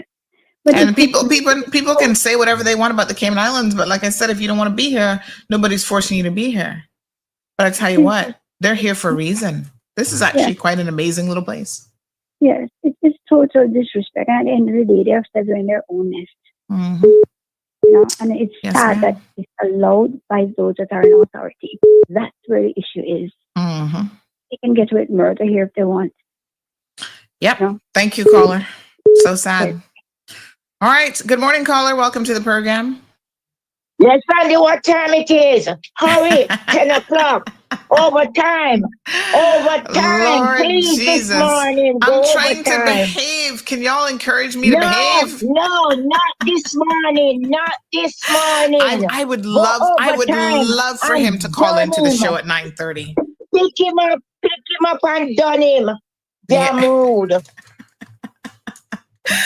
Oh, Lord Jesus. I be trying to behave and y'all just be encouraging badness.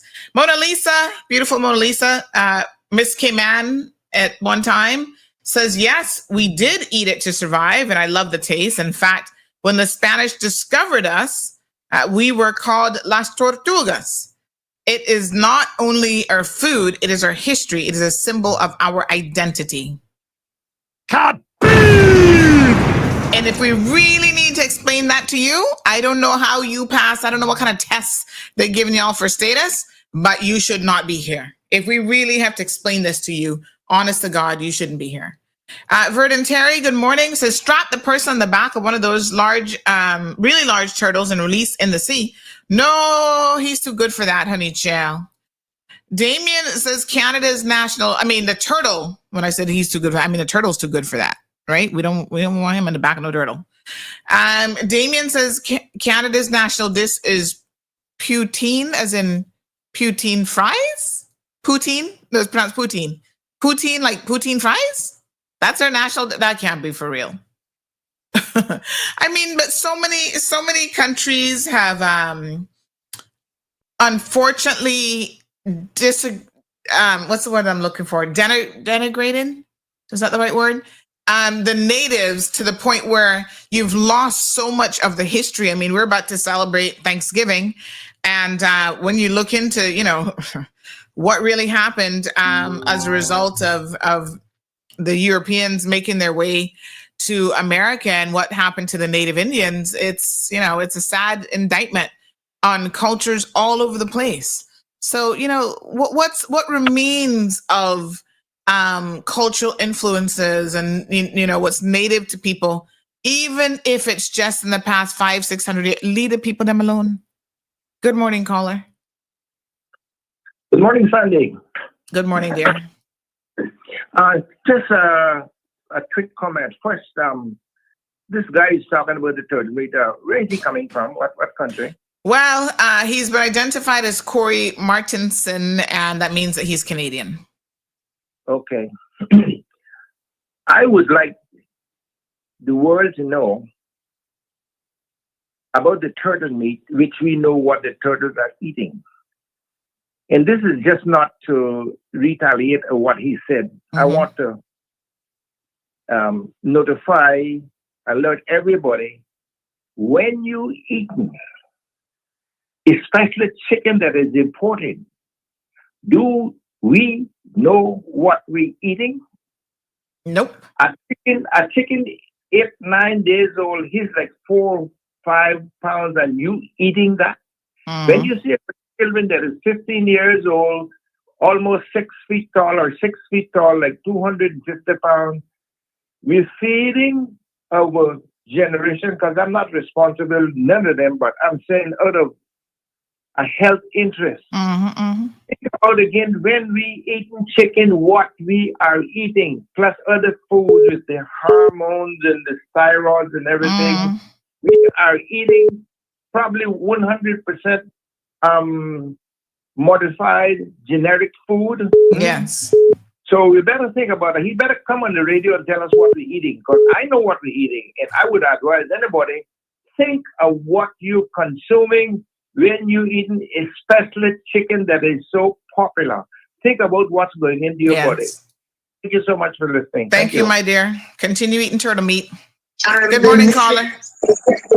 Hello, Sandy. Hi, you gotta turn down that radio for me. Yes, ma'am. You know, before they give these people PR, it should be a law that these people do a history test of the Cayman Islands and ask certain questions. The question is, what do you think of our culture? No, but you can't ask them that, you know, because they're not gonna be honest when they're trying to get PR or status. They're gonna lie. That's true. So you gotta just keep your eyes open, because eventually people expose exactly who they are. And as Al Ebanks said, once they show you the first time, don't ask them to repeat it. Believe them. So he demonstrated his true colors on Radio Cayman on Friday. So believe that. But I tell you what, I know you can do anything on my road and get by. I would like a job. I don't want no money. Just for 2 days to work at the airport. Just for 2 days to work at the airport. I don't get paid. And let me tell you something, Cayman would be sweet. It's no hatred or anything, you know. But Miss Sandra, some people you can just hear how they talk and hear their intention. Because these people is coming here not for Cayman, you know. They coming for themselves. Absolutely. To better themselves. Because if home was good, they wouldn't come here. All right. Thank you, Mr. George. We got another caller. Appreciate it. Good morning, caller. Welcome to the program. Good morning, Sandy. Morning, dear. I'm surprised you haven't called him yet. Nobody's sending me his number. Yeah. I'm told he works HSM as a paralegal now. Boy, they sure can find some jobs. I know. Well, they're going to have a time of life trying to he's going to have a time of life trying to backpedal what he said. But I was listening to the show on Friday, and I had to double check that I was listening to the right radio, that I wasn't in some other country. Like, I looked at my radio, and I'm like, and I was sitting on the beach when I was looking. I'm like, I walked out, and I'm like, no. I did not hear what I heard. But anyway, this so you know, right, is that he didn't know up until 2012. Turtle Farm had took the turtles, the green turtles, out of extinction. We did brought it into extinction. Other countries did, right? And we release up to what? They release up to 31,000 from what I've looked at a website, up to 31,000 turtles since 1958 or 1968 until this time, right? So we have done more than other countries have. Now, if you look at places like Louisiana, because I was going to come back to him, because I have receipts. Look at Louisiana. They actually do turtles, which the FDA banned them for doing a turtle farm in Louisiana. You can look it up. They do turtle farms over there, and they sell their turtles to China.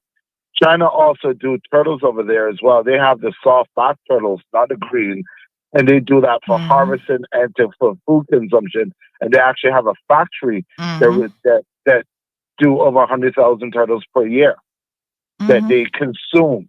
I don't see him going over there and telling them to do so, right? And the Native Americans and the Native Canadians eat bison. He's not stopping them there, right? So why is he coming to Cayman and saying, okay, our national dish? I don't eat it, but my mom did eat it. My brothers eat it. But it's to whom is favor. I don't feel for it because I grew up on water and I love the fish or whatever. But doesn't mean that I'm going to go to my camp. Now come see me going to my mother, or you going to your aunt that raised you and say, you got to stop eating turtle. The slap that we will get in our mouth. Right? Well, I'm pretty sure that my aunt in the States probably never ate turtle because, again, you know, she grew up in a very different, she was in the States. But yeah, but I mean, again, it's ridiculous. Yes. So, yeah, so I'll just leave it at that. But I mean, they do have turtle farms in the States. Soft black turtles where they sell, and FDA banned them, but they're still selling them illegally and on the black market. Yeah. So if anyone want to look at it, they can look at the turtle farm and alligators that they eat in Florida. They have the farm for that. So why is he saying, oh, they have farm, or stop calling it farm? Most people go to, the States, or sometimes when they go to the States, people go to pay to go to see the alligator or the crocodile farm. They eat those too. So what's the point? Yes. But Thank anyway, you. I'll leave it at that. Thank you, caller. And I mean, every single thing, I'm glad that Mona Lisa talked about in a little bit more detail the significance of turtling to the people of the Cayman Islands. Everything about Cayman. And again, for those of you who are listening, everything about Cayman, when it comes to history, there has to be a mention of turtles and turtling. I was just having a look here, the plethora of photos that are available online that demonstrate a strong turtling and seafaring history. There's a book called A History of Turtlers and Schooners. Remember, that's being sponsored by the Cayman Islands Maritime Heritage Foundation. I had the opportunity to interview Miss Susie Soto in relation to that book and her contributions of, helping promote and put that together. Everything about who we are as a people speaks to our seafaring and specifically turtling. So for this man to get on, I don't know what high horse he was on that day and try to, discredit and be rude to the people of the Cayman Islands, something that is so ingrained in our genetic fiber, it to me is beyond anything that I could tolerate and stomach. And as the video started to circulate over the weekend, I thought to myself, wow, this man is ignorant. He doesn't know what he's talking about when he talks about the fact that, there's a decline in the, even the request for turtle meat. That's ridiculous. And if he actually lived in a community where he paid attention to what was happening here, just 3-4 weeks ago, we had people on the radio calling in here and we had a whole show on it. And thanks to the turtle farm, that what we gonna call it, representative who called in and said, they're trying their best to keep up with the demand because so many restaurants are now offering it as a cheaper alternative to oxtail and stewed beef and everything else. There's lots of research that demonstrates that the Cayman Islands has made a significant contribution to sea turtles in this area and beyond, bringing them back from the brink of local extinction. And I'm happy to give him the the scientific journals on this. There's an article from May of 2021 entitled Cayman Islands Sea Turtle Nesting Population Increases Over 22 Years of Monitoring. Scientific research has proven that the turtle farm does an amazing job of, helping turtles get back into the wild and protecting, I dare say, the local population, which, they go in the ocean and they go quite far. So this man doesn't know what he's talking about. He called into the program being extremely ignorant. He certainly didn't use any data or information to come to his conclusions. And then he stated them as though they were a fact. And I'm glad that the minister took him on, because remember now, Kenneth Bryan is the Minister of Tourism. And listen, when you go to somebody else's country, like I said, we just did the whole South Africa tour. There might be things about South Africa that I'm like, wow, apartheid was horrible, and I'm glad that it's over. And I'm not here to tell them how to run their country and how to do the things that they do.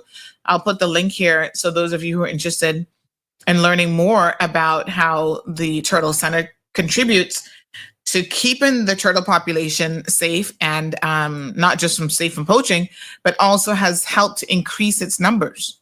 Okay. So wherever you sit on the fence of whether the turtle farm should exist or not, it has played, an integral part in maintaining turtle populations in the region and beyond. So it's just very, very disheartening that uneducated people want to have a say on our history or culture, and want to rewrite all of those things to suit their own narrative. But on top of that, also want to put false information out there about, what turtling, even the state of turtling as we speak now in our community. It's just absolutely shocking. I mean, the turtle represents so much to us and who we are. And, I remember when Gigi, my daughter, was a little bit younger, and she still loves turtles to this day. There was something about a turtle that everywhere she went, she wanted to get the stuffed turtle. She wanted to get little turtle figurines. Like, we have turtles all over, our house. It's like in India, how the elephant is revered. I feel like for us, in so many respects, that is our turtle and our turtle history. So, you even look up Cayman Enterprise City. They've got a blog on why the sea turtle is Cayman's beloved symbol, and talks about, the importance of Cayman turtles in the age of exploration, going all the way back to 16th century so-called discoverers. And yes, they were more turtles than any form of anything else around these islands. And again, that's where we got the reference of Las Tortugas for the Spanish word being for turtles as a descriptive moniker of these islands initially. And, it's part of our strength and our heritage. And the Turtle Center had to pivot to make some adjustments, change the name, and do a bit more in the research and preservation and whatever. But they also serve an important role in making sure that people are less likely to poach turtles in the wild. I heard the caller earlier talking about how they used to go and take the sea turtle eggs, and we don't want people engaging in that kind of behavior at all. But the level of ignorance sometimes is really, really shocking. So the average hatchery, to give you a little bit of sea turtle history here, egg collection in the last 2 years was over 27,500 eggs. Over 31,000 yearlings have been released so far. And I'll check the date on this blog. But every year in November, we're in November right now, during Pirates Week, a week of long carnival, they call long carnival celebrations, not really carnival, but anyway, falling on the same days as you got your heritage days and so on, you can find,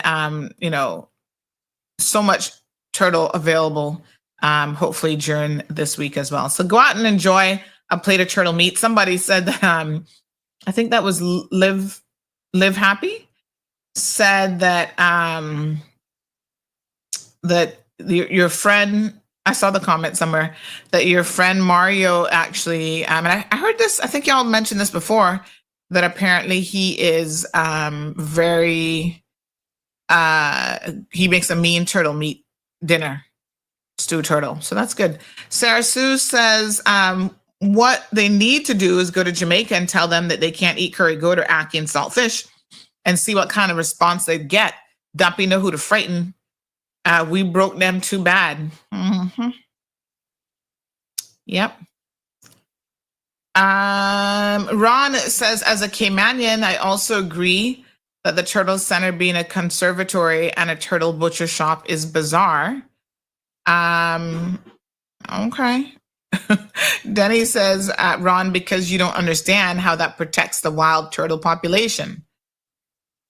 I mean, is it that bizarre that you could conserve them and also offer the meat? I've heard of many more bizarre things, I can tell you.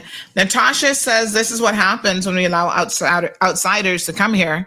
I'd rather beg to be here and then treat us like they did with the Native Indians, leave our way of life alone. Sarah Sue says you don't have to agree with our cuisine. You don't have to eat it, but you should respect the culture of the country you choose to live in. It's not as if it's a practice that is illegal. It's literally the national dish of the country. Have some respect. Simple. Should be simple. Jesse, good morning, says that KFC comment shows his lack of respect and total disregard of Cayman culture. Yeah, and KFC isn't that ingrained in our culture as he is trying to make out either. So I don't know what that's all about. Cortez says, shout out to Blue Marlin. Oh, yes, I'm going there Friday. Thanks for the heads up. And go test out their turtle meat, and I'll tell y'all how it is. Make sure y'all have some good meat, Naina, because I'm not too into the Manavlin and stuff. I want some nice lean meat. The man got his status and show his real colors, shaking my head, disrespectful, says Negra Pula. Who's allowing this as Cayman kind, or own Caymanians? Wanda says, I am born Canadian, love my turtle and KFC. That man is just rude. Some people just love to share their opinions. And zero filter. I mean, like, seriously. He just seems to be unconnected to any degree of reality. The landing flight says, even if you're not Caymanian, you should be offended by someone insulting another country's culture. Leave people's culture and don't comment if you have nothing good to say. Anita asking if he still works for government. Looks like he's moved over to HSM now. What a hot mess. According to him, irony of all of this is that he is the, let me tell you what his LinkedIn profile claims, that he is the expert, one of 2 permanent resident application experts in the firm. Lord Jesus. So he's going to be allowing more people like him to get in, I guess. No, sir.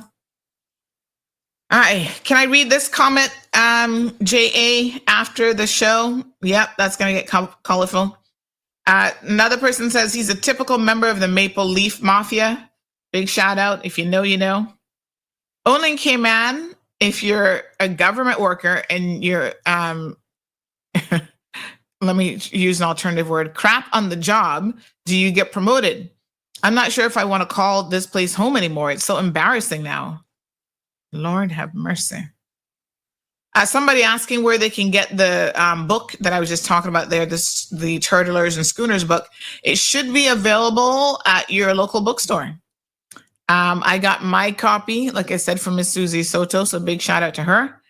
Another person says turtle meat is one of the healthiest to eat, up there with chicken, especially the turtle steak. Good morning. Why are we entertaining this expletive? I don't eat turtle meat, but I respect it as part of our culture. He needs to crawl back into the crab hole that he came out of. Post a picture of this jerk, of this jackass, please. Such an expletive criminal trying tell us to change our culture. It is more than ironic given his background. I'm surprised that HSM is hiring criminals. Wow. I mean, interesting. Johan, look like he's waiting for 2 more minutes time. He's like, yes, bring on the after show, honey child. All right. Did I show his picture? There he is. Last I heard, they better look into that marriage. That might be a marriage of convenience, that too. Trying to stay in Cayman.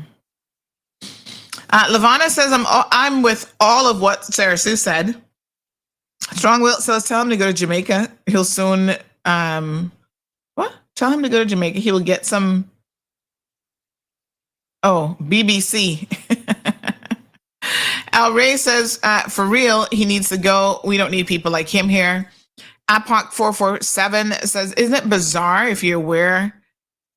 It isn't bizarre, sorry, if you're aware of many conservatory efforts, including how you can hunt animals in conservation land in Africa for a fee, and then that goes to conservation. Oh, God.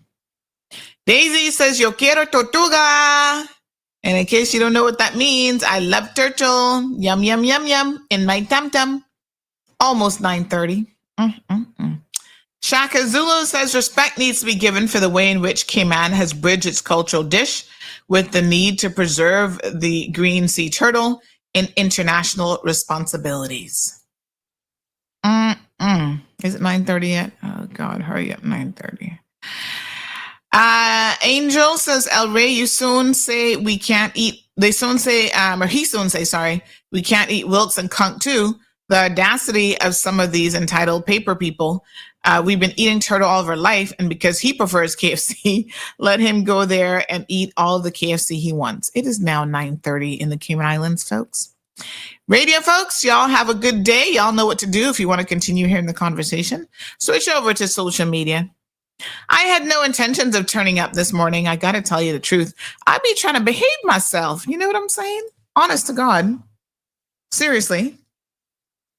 I don't really want to turn up, but some days, you know, these idiots that we have amongst us, and not everybody, big shout out to all of my foreign friends who are not idiots, who are not culturally insensitive.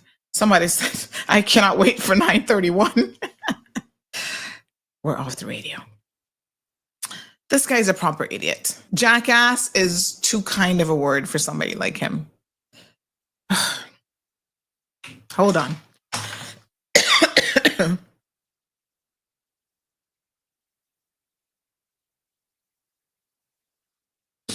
Oh, honey child. I'm going to need a throat lozenge. Let me see if I have it. Do I have any in my drawer? Gigi be coming and stealing them out of my drawer, you know. And that's why I can't keep any here. Because she can reach this drawer. Next thing I know, they're all gone. I don't have a single one. Listen. I guess as Caymanians, we have to obviously do a better job of educating people. And I don't know if this PR and status test has any questions on it about turtle. They should have a few questions on it about the national dish and the importance of turtling in our history. Sir, this is what people want to say to you. And, you know, I want to say this to all of the entitled, and I don't care which part of the world you come from. I'm going to put you all in the same Karen and Ken and Kevin, whatever hell you call yourself these days. We're going to put you in the same category. Some of you are just willfully ignorant. And that should be a sin. That should be a crime in this day and age. When you have so much information available to you, to call in to talk show program on our national radio station. Big shout out to Radio Cayman. We got to give them their props here today as well. But to call in and demonstrate how incredibly stupid you are about turtling and turtle meat, something to you. You're a fucking idiot. Okay? You know what? I'm old people in East End would say, you need a bitch lick. Maybe that might put some sense into you, but I don't even think that that's going to work. Like, sir, just stay off the radio. Do yourself a favor and STFU. Y'all know what that means. Okay? Sometimes just shut up. Just keep your mouth shut. That is in your best interest. Corey. Oh, poor Miss Lucille. She said, I've been waiting. I know, I'm trying to behave, man. Yo, people like this make it hard. Imported donkey, you know? I think the comparison, the donkey is smarter than him. The jackass smarter than him. He's in a league of his own. I don't know what we're going to do, folks, but one thing for sure. Somebody said nothing bring Caymanians together like fighting for our right to eat and maintain our turtling heritage. That's right. And we're going to do so. We're going to fight tooth and nails for it. HSM, why y'all have this man hired? He's a convict. He's a criminal. He's an idiot. Send him back where he can go get some poutine fries. I thought that was a joke, Damien. I was like, that's the national dish of Canada? Apparently it has a long history in Quebec. Who knew? I mean, you know, Canada has native Indians and other native cultures and stuff there. The best that they could come up with is poutine. Child, maybe you need to try some turtle. I mean, maybe that's the problem here. Look at this. Poutine is a dish of French fries and cheese curds topped with brown gravy and emerged in Quebec in the late 1950s. Lord Jesus, what a hot mess. Never knew. Well, they can enjoy their poutine. I'm not going to knock it. I've had poutine fries once or twice. They're all right. It ain't turtle, to be clear. You know, I'm not going to knock their poutine. I mean, I'm just saying it's not, okay, not terribly original, but whatever. Good for them. Corey, get a life. Have you not done enough? Have you not done enough damage to police cars and all kind of other stuff? Like, you know, honestly, you're the type of person that should just sit down and shut up.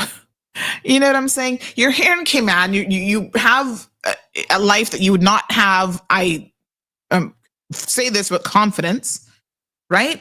That you had in Canada. It looked like you only had a little part-time job as a logistics officer.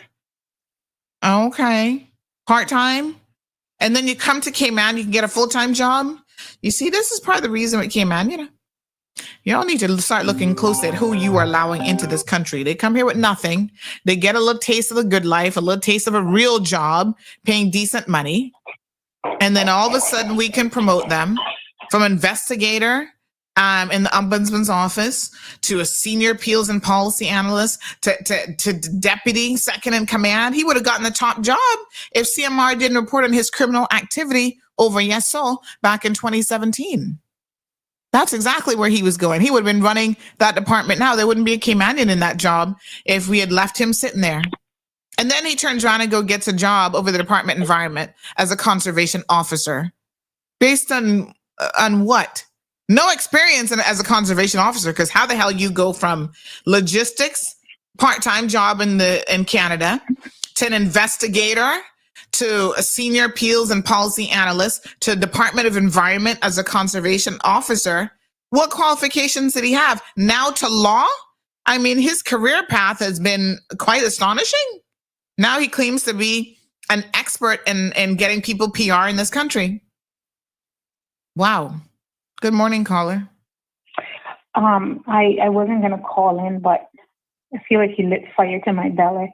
I mean, I just want to say it's mighty rich of Mr. Corey to talk about our national dish when their national dish is poutine. Poutine. And their national animal is a fucking unicorn.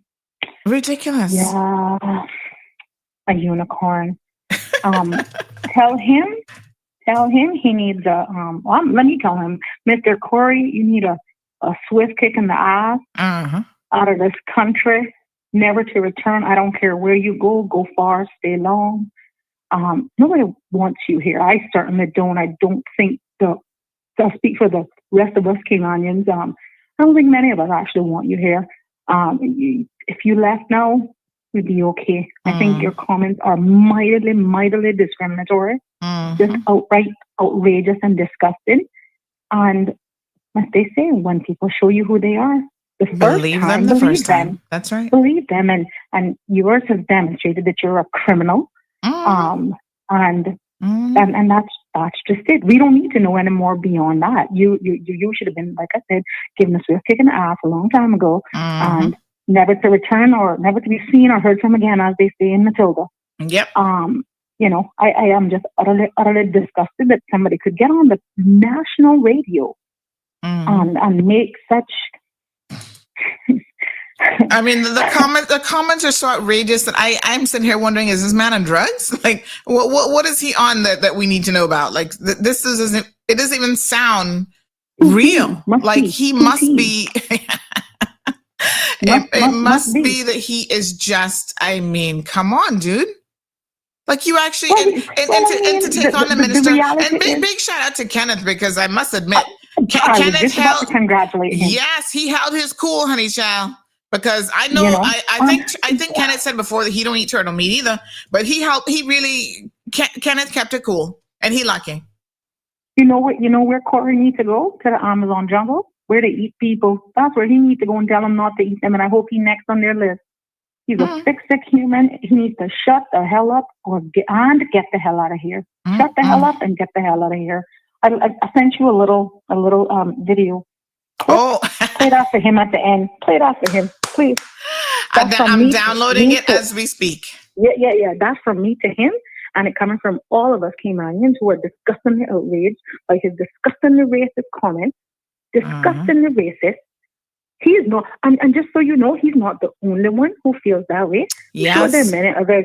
They just happen to have, I guess, a little bit more sense in him. Than to say it. He needs to learn the idea of inside thought. Right. In a man that has danced from probably being a FedEx guy all the way into being a paralegal. It just speaks to what our turtle in history has created, to allow him to be able to slice through the ranks of this country and have opportunities that probably no Caymanian has ever had or will ever have, but that he feels so entitled to get up on our national radio with our Minister of Parliament, our honorable minister, and have those discussions. And new deputy, not just a minister, but new deputy premier.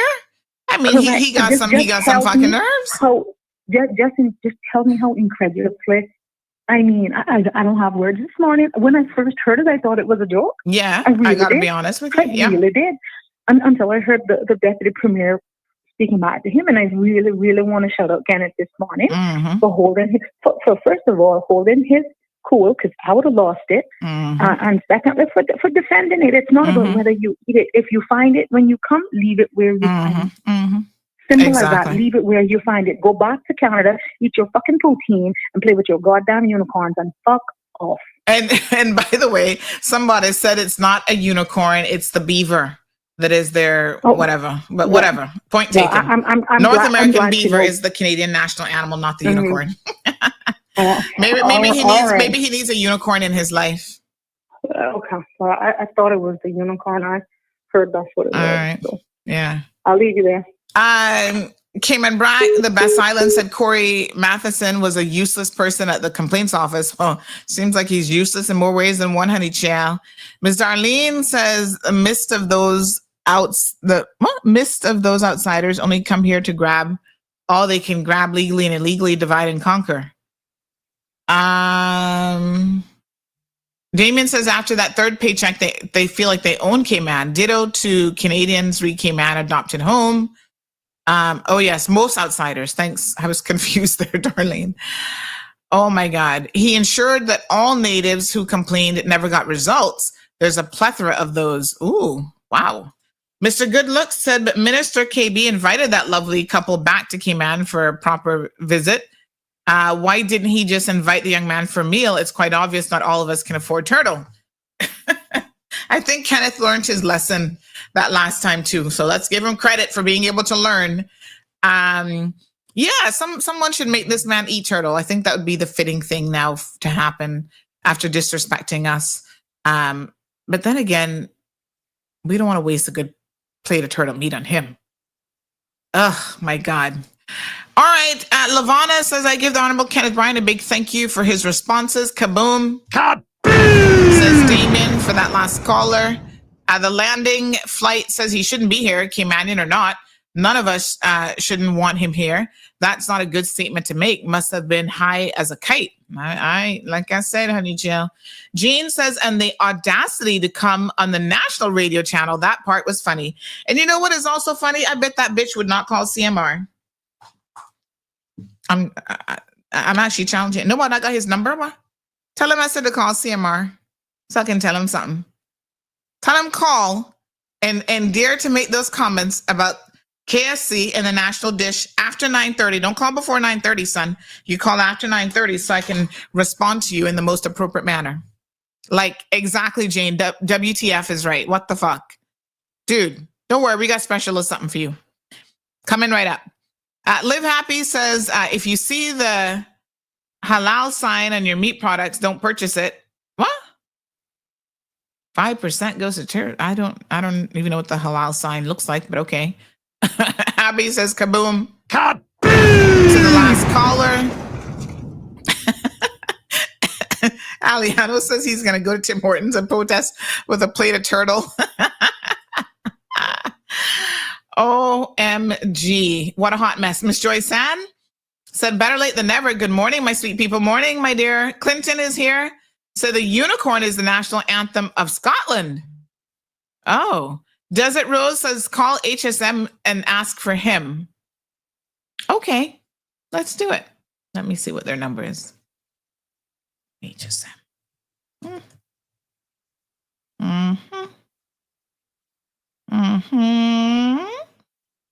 Let's see. Oh, we might have a direct number for him. Let's see. We got the partners, partner. Gosh, they got a lot of partners. Associates. Yeah, okay. Oh, Gavin's over there now? Oh, they hired a Caymanian. Look at that. Aw. They've got an article. Clark, paralegals. Why is he not on here? What's his job exactly? He didn't even make the paralegals list. Are you sure he's still over there? Maybe they've got rid of him too and just he didn't update his LinkedIn profile. Let's find out. Let's give them a call. But I don't see him on the website, which is a bit strange because, I mean, they have the very article Clark's on the website, so a bit unusual. Let's find out. Probably unemployed and nothing else to do but call radio Cayman harassing people about turtle meat.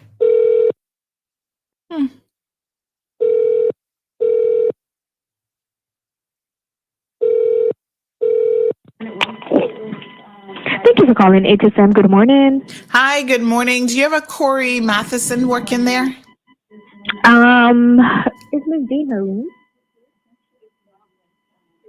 Please hold for me. Thank you.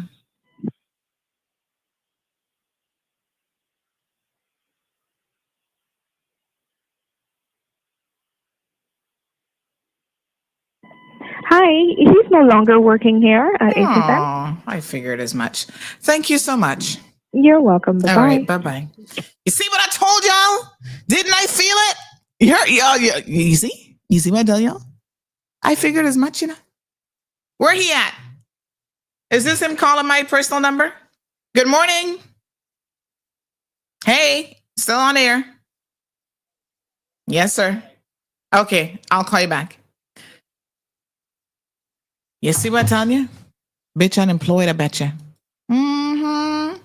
He didn't update that LinkedIn profile for a reason. Don't be lying on LinkedIn, sir, Mr. Corey. You ain't got no job, do you? Oh, let me see here now. I wonder where he works. Yes, let me see here. Huh. Interesting. I hope to God he's not trying to get back in government. Because you know them. They'll try and hire him back. Okay. Sounds like he's probably unemployable. Yeah, okay. Did anybody know if he got PR yet? Somebody trying to tell me.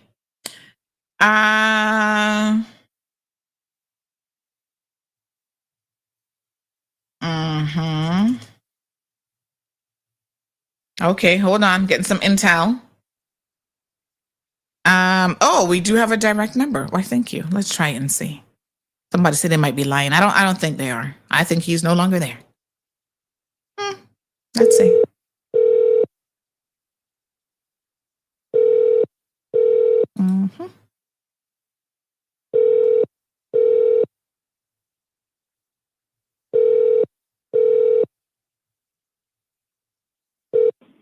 You have reached the voicemail of Tarek Francis of Richardson Chambers in the Cayman Islands. Nope. That voicemail is no longer his either.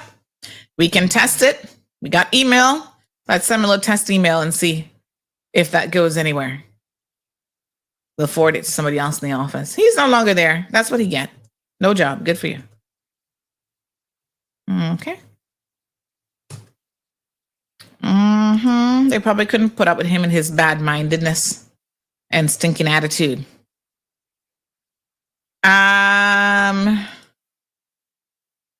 So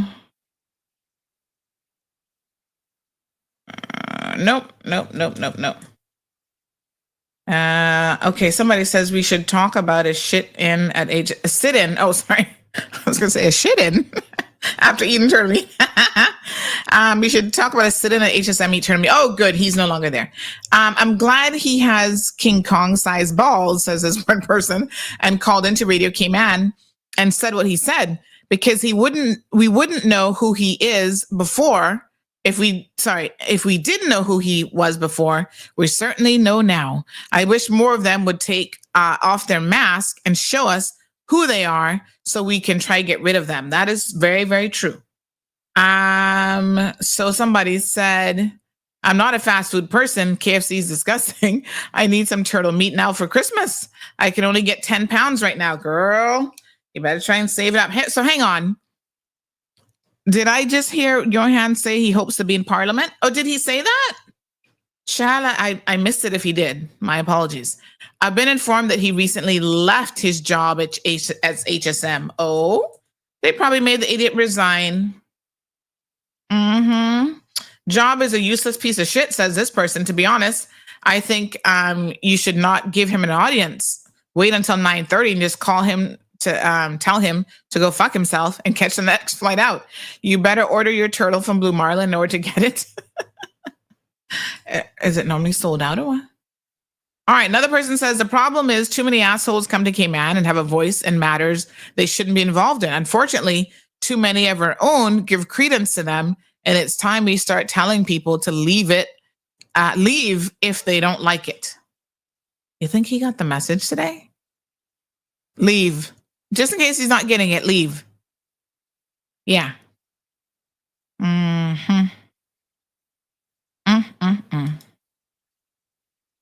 Let me see here now.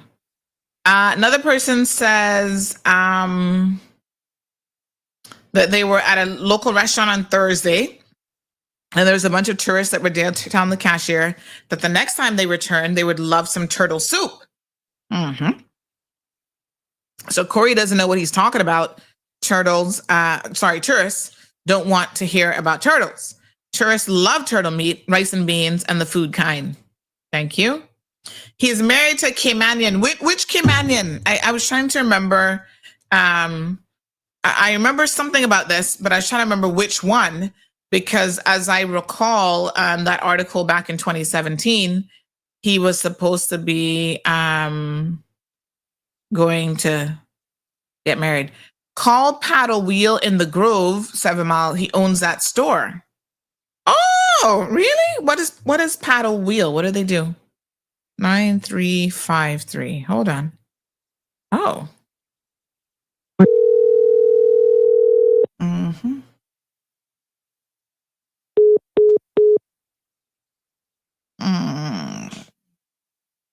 Failed.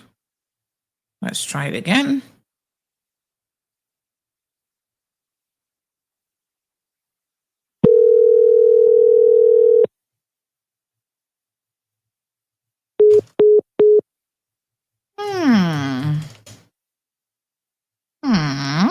Okay. Let's try the next number.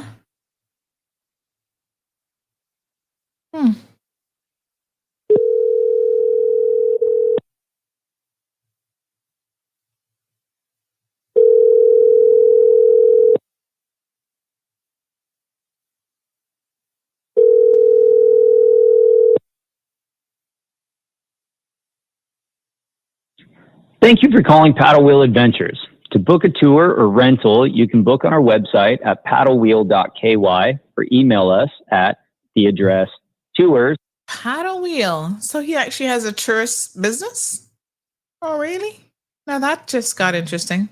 Does bike and kayak tours. Oh, wow.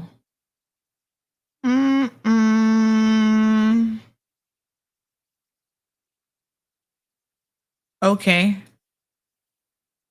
Interesting.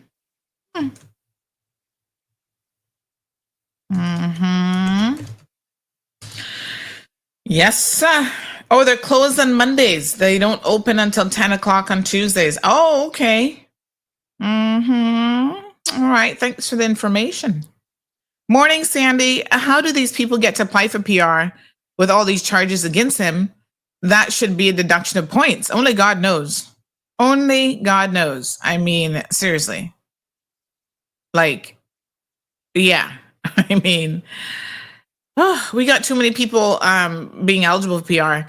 You shouldn't be damaging a police vehicle and drunken rage and all those charges and be able to get anywhere near PR. But you see what happened? That's why he got married to Cayman. You notice in the article it said in 2017 that weekend he was off to get married. I'm telling y'all, that's a marriage of convenience.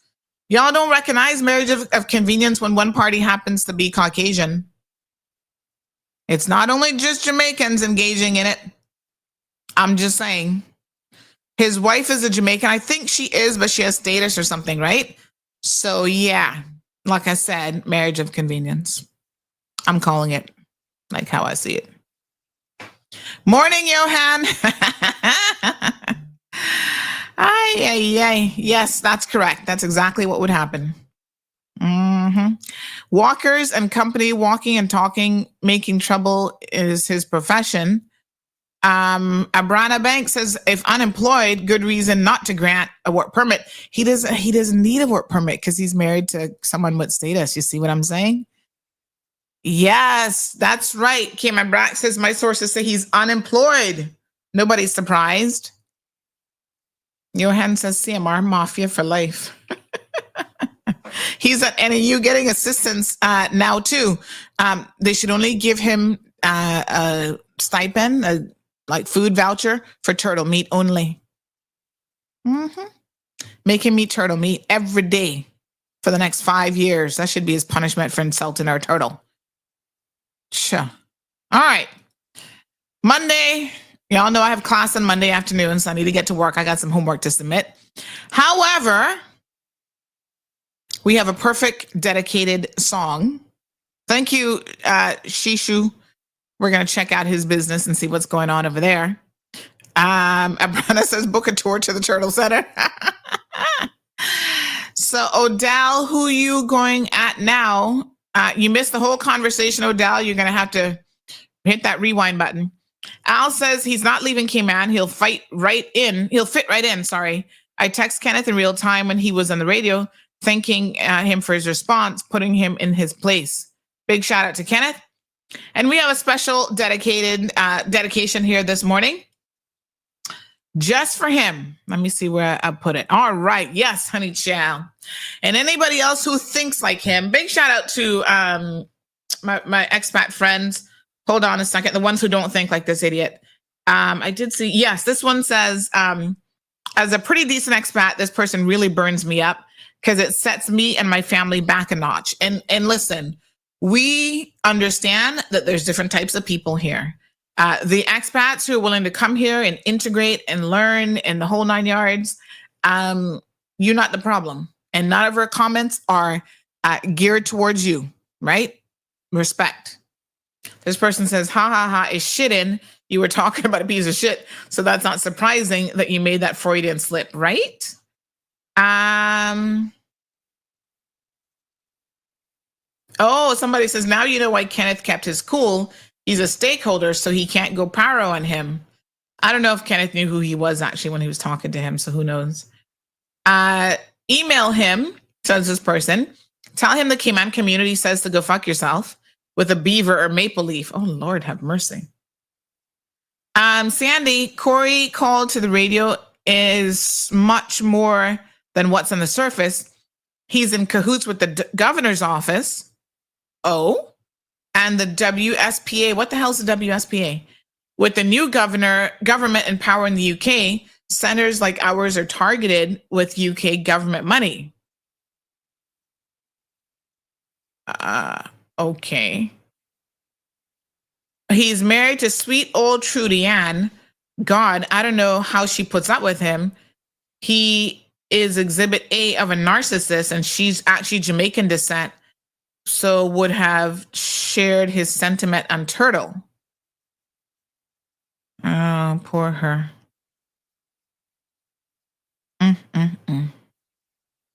What a mess.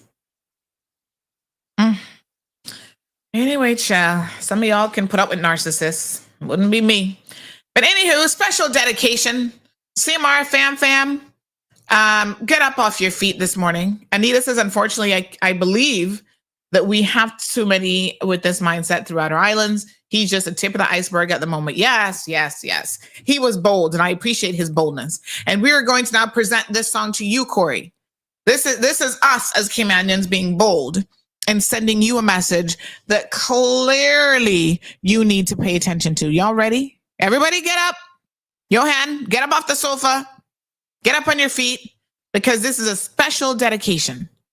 Special dedication. All the way from our little turtling hearts to Corey this morning. Corey, this is for you. Pay attention, son. I had an absolute blast off. But it's so great. And sun is great. Sea lions are great. Christ, Goldie, what'd you do? Eat the open bar? Maybe. Come on, you take your Here we go. Ready, Corey? Yes. Vince. That's a Caymanian slapping the table.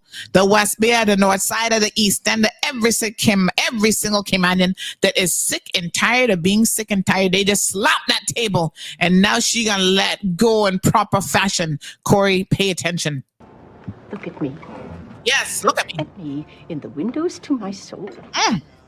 Shut the fuck up. Shut all the way the fuck up until you reach the top of Shut Fuck Mountain, where there are no more fuck ups to shut.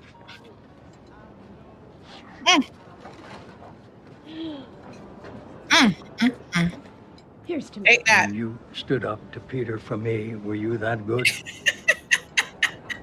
I might not have taken him all the way up Shut Fuck Mountain. But Yes. That was the gist.